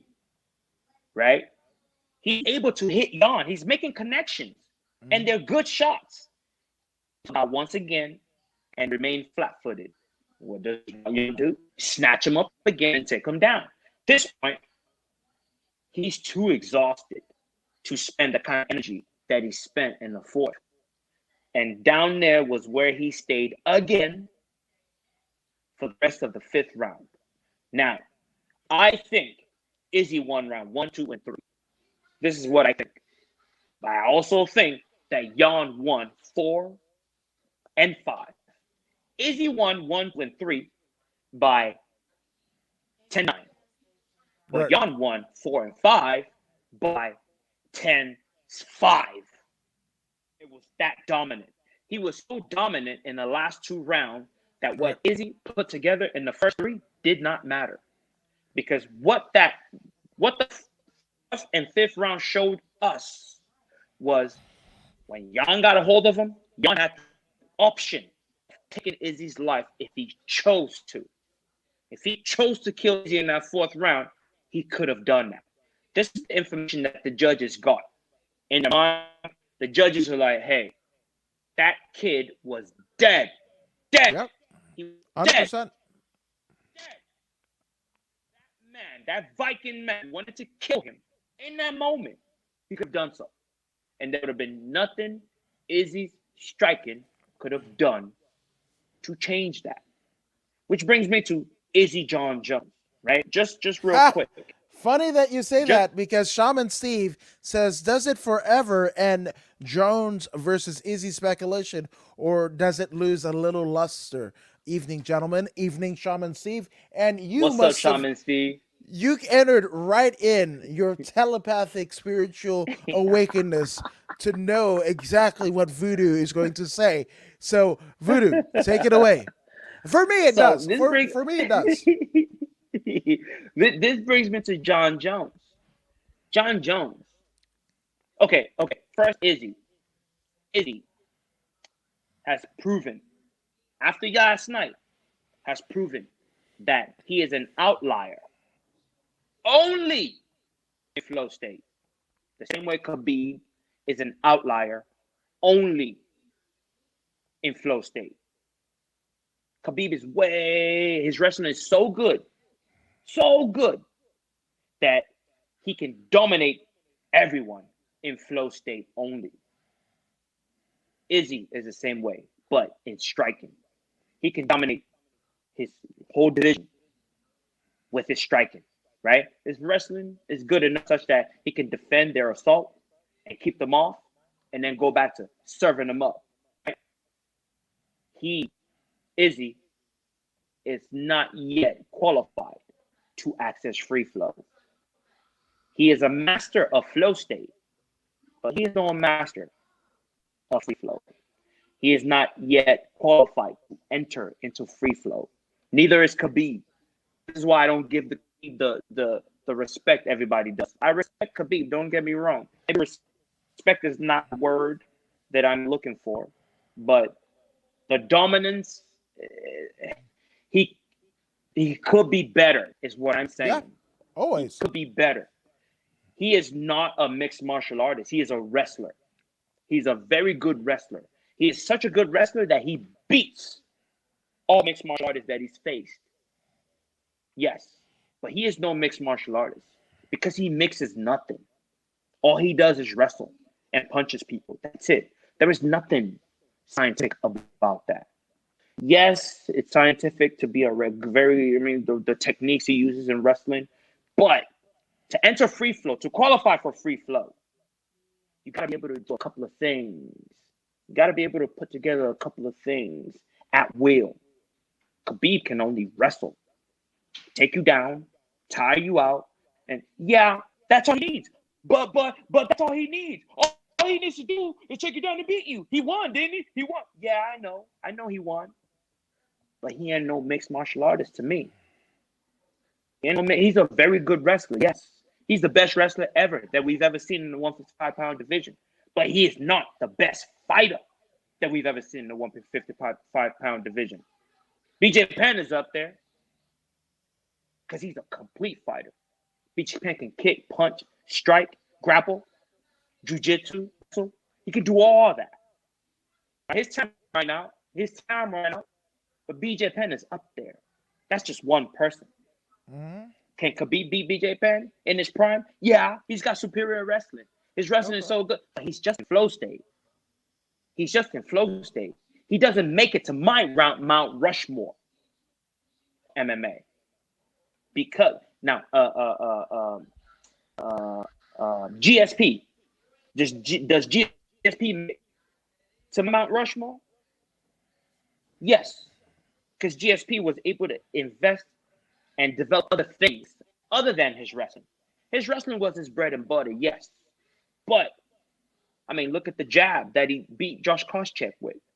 So GSP goes with a thin line. He makes it pass.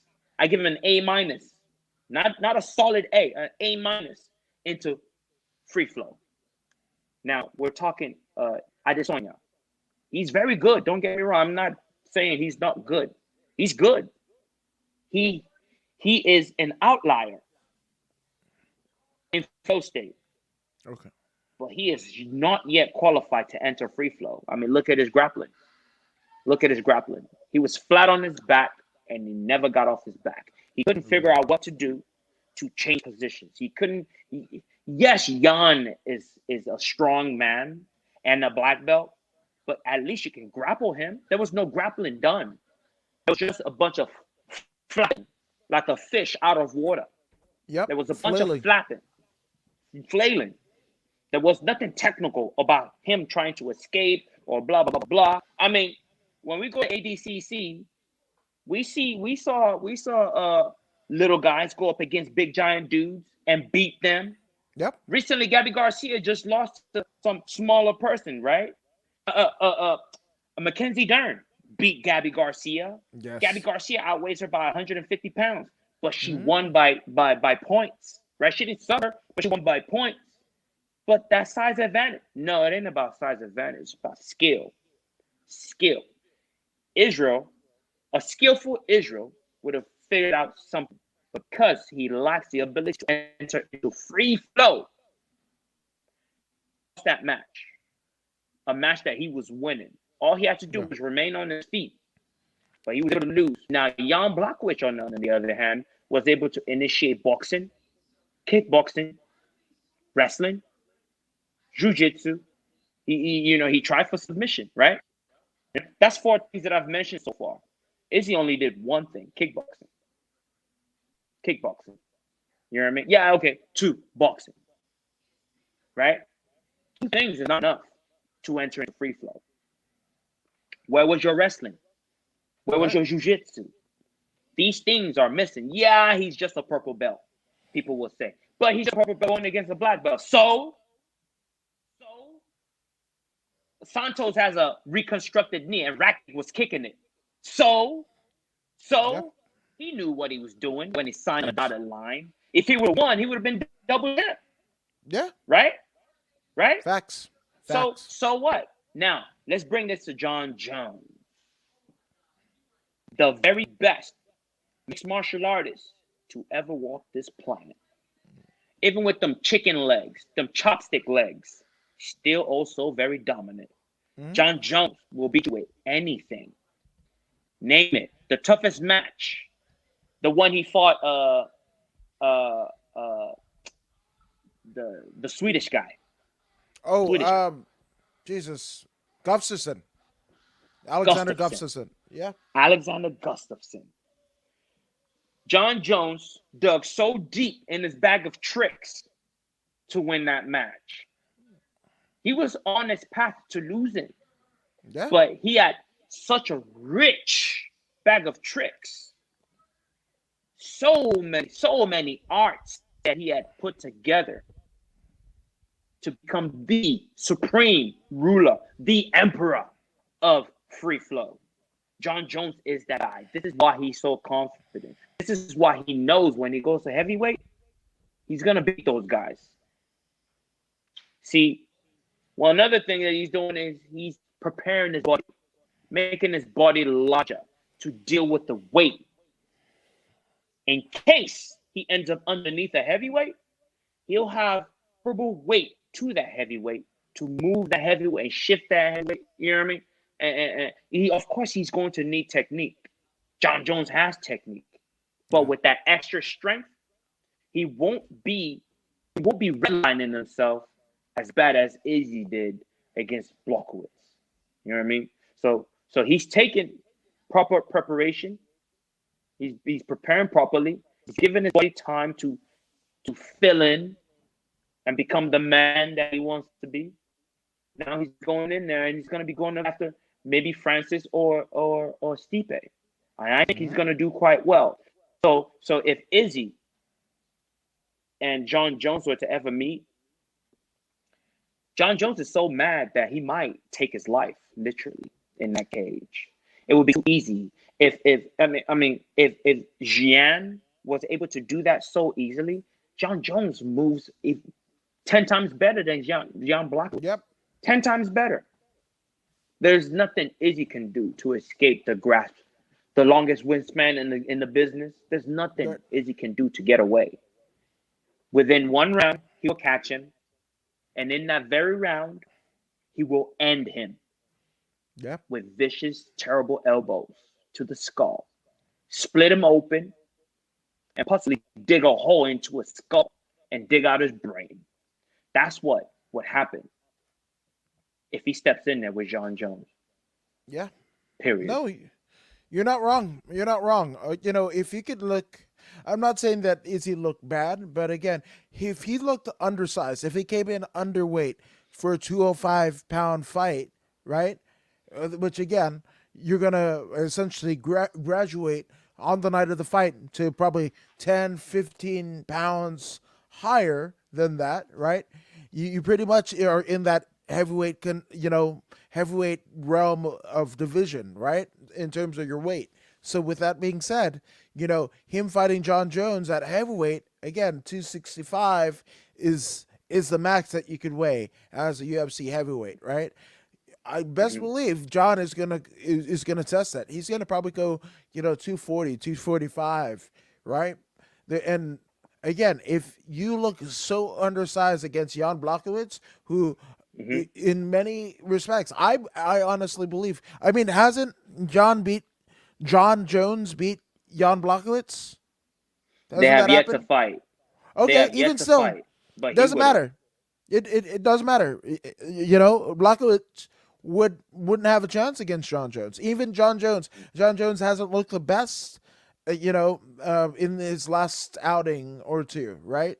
Still, even on his worst day, he has Izzy beat. If, he's going to come in bigger than Jan was. And if Jan could cover Izzy like a wet blanket and Izzy just flail around, then John Jones is going to annihilate him in every sense of the word. We're going to see a bloodbath, and that blood is going to be of Israel Adesanya. So... Hey, if Jan Blachowicz was a wet blanket, John Jones will be a smallpox blanket. Yeah, 100%. 100%. Shout out to the natives, so straight up. Yeah. And for me, it definitely loses a luster. I don't want to see Izzy anywhere than where he is right now. Defend that title. Yes. Defend that title, and if you really want to make a run, give us, what Izzy did to us by saying he was just having fun. He said, fuck you to anybody that would have paid $80 to see me fight. That's what he said. You pay $80 and I'm getting market share for that, I'm just going to play around in there because I'm already a champion. My bread is already buttered. Like, I don't even have to do this, right? To me, that's what it stood out to me as, like, oh, yeah. Hey, you dumb fucks! You just paid me $80 for me to play. Yeah, I think he misspoke. He for sure he doesn't mean to insult anyone. I believe He did enter free flow. Flow state. He did never made it to free flow. I believe he did enter flow state, and he was feeling real good. He was feeling so good that he was winning the slug exchange. They were slugging back and forth, and he was winning those exchanges. And he saw the end of the light at the end of the tunnel. He saw it, but what he forgot was this was an MMA match, not a kickboxing match. The man will initiate takedown once he sees the opportunity, especially when you're leaning back like this, exposing your hip. You know what I mean? What he did was he exposed his hip. So Blachowicz was like, oh, okay, let me take that. And he took it. He took it, sucked him in, dumped him on his back, and he kept him on the ground twice. Hey, if there was 2 more minutes on that clock, you would have seen a stoppage because Jan was in full mount, dropping elbows and punches. When the referee, when the time ran, he would have stopped Izzy if there was 1 more minute left on that clock. If there was 30 seconds left on that clock, he would have stopped Izzy 100%. He was on his way to stopping him. He just needed a little more time. Jan Blachowicz is a formidable opponent. He is now let it be known that he is a true champion. Not only a true champion, a reigning, defending light heavyweight champion of the world. Yeah, and he's gonna reign. He's gonna reign supreme until somebody else. But again, to me, I just Izzy's gonna stay where Izzy is until Izzy makes a conscious effort, which I don't feel he did. Coming in underweight. Izzy, even if Izzy was 245 pounds or 205 pounds, and then let's say he was 220 last night, it would make no difference. Right. Because his wrestling skills was not up to par. His grappling skills, not up to par. His jiu-jitsu skills, not up to par. Izzy is a striker, primarily. 80% of Izzy is striking. Only 20 is grappling. And it's not enough to compete at the highest of levels. Light heavyweight and heavyweight, that's as high as it gets. If you do not have adequate wrestling, forget about it. You're done. And that's what we saw. He was done. He's strong enough to defend against the 185ers, but the 205ers are way too strong. And even if he fought heavyweight against John Jones, and he was 245 pounds, even 260. As fast as he is right now at 260, he still can't beat John Jones because John Jones got the equalizer. He's got superior wrestling, he's got superior grappling, and he's got superior jiu-jitsu. And that's where Izzy loses 10 out of 10. He will always lose to John Jones because he lacks that wrestling prowess. Yeah. So I don't want to say it, to be honest with you. Izzy's gonna stay where he's at. Yeah, Izzy's gonna stay where he is, and I don't. Yeah, and also for me, it loses the aura of Izzy gets eroded just a little bit because he said he was gonna do. He made those bold predictions, and he's not. This actually raised the stock of Conor McGregor, right? The Mystic Mac, right? It Mystic ain't Mac. easy. Right, exactly. Mystic Mac, he says, this is exactly what I'm going to do to him and when I'm going to do it to him, and he's been able to do that. Where Izzy said he was going to do all that, whatever, was living the life that that befitting of somebody that has all of that. And, so to me, it loses the luster of Izzy. I'm looking at him and I'm like, oh, you can defeat him. That invincibility aura around Izzy, because I think that was his first UFC loss last night, right? He's pretty much been undefeated in UFC since he's been in the promotion. So with that all being said, now the question is Izzy is still very young, right? Yeah, right? He's like in his 20s. Now the question is, does New Zealand have anything left for Izzy to grow as a mixed martial artist? This is the question he needs to ask himself. Does Izzy need to go to a camp such as ATT, such as New Mexico? Jackson Wink, where Black they have House. Jackson Wink, where they have individuals that we know for a fact can take them to that next level. Is Eugene Behrman. Eugene Behrman, excellent coach. I'm not saying he's not, but in regards to Izzy as a human being, does New Zealand have anything left to teach him? Do they have top talent, top coaches that can teach him what he needs in wrestling to get to the next level, to get to that free flow state? This is the question he needs to ask himself. This is the question he needs to ask himself so he can transcend to the next level. Mm-hmm. I don't know. I don't have the answer to that. If he really, truly wants to be a great fighter, a double champ, these are questions he needs to answer. No. I mean, no disrespect to his camp. I'm not trying to say they're unqualified, but I don't know, which is why I'm asking the question. If I was Izzy, the questions I need to ask myself. Not that these people are unqualified. This is not what I'm saying. I am saying, has Izzy, as the fish, outgrown his small pond? Has Izzy, as a big fish, outgrown his small pond? Is he a big giant whale in a SeaWorld pool? Is he Shamu in SeaWorld? Right. This is the question he needs to ask himself, right? Has he become the guy that everyone strives to be, right, in his camp? Or is there someone there that can push him and make him strive even higher? If there is no one there for him to strive for, he is wasting his time because he has plateaued. Even though he's training hard and he's sharp, but he's not learning or growing. You know what I mean? This is Yep. the question he needs to ask himself as an MMA fighter. As a kickboxer, that's a perfect gym for him. But as an MMA fighter, can they teach him what he needs to transcend into flow state? I mean, free Yep. flow state. Yep. Very interesting point. I agree. I agree. You know, so we shall see in what comes of one Israel Adesanya and his relationship with the city kickboxing. But my goodness, you know what's an interesting point?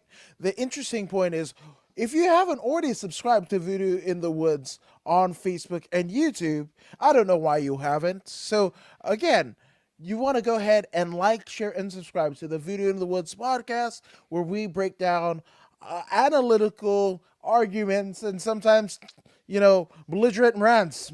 This guy. On the days of MMA as it stands in the UFC. So again, like, share, and subscribe to the Voodoo in the Woods podcast. Also, you can follow Voodoo Maximus. Where can they find you, Voodoo Maximus? Oh man, you can find me on YouTube, Instagram, Facebook page, Periscope, Twitter. I think Twitter and Periscope are now merging and becoming one. Twitter Scope, I think, is going to be called next. But you can find me on these platforms and like, share, and subscribe to According to the Woods all day, every day. Let's go. Yes. And I'm According to Woods, and you can find me all of the places. Literally, put it in the Google machine, According to Woods, and my face for radio will pop up. Sorry, don't mean to break all your silverware in China and whatever, but, and nickname missions as well. So, yes, That's right.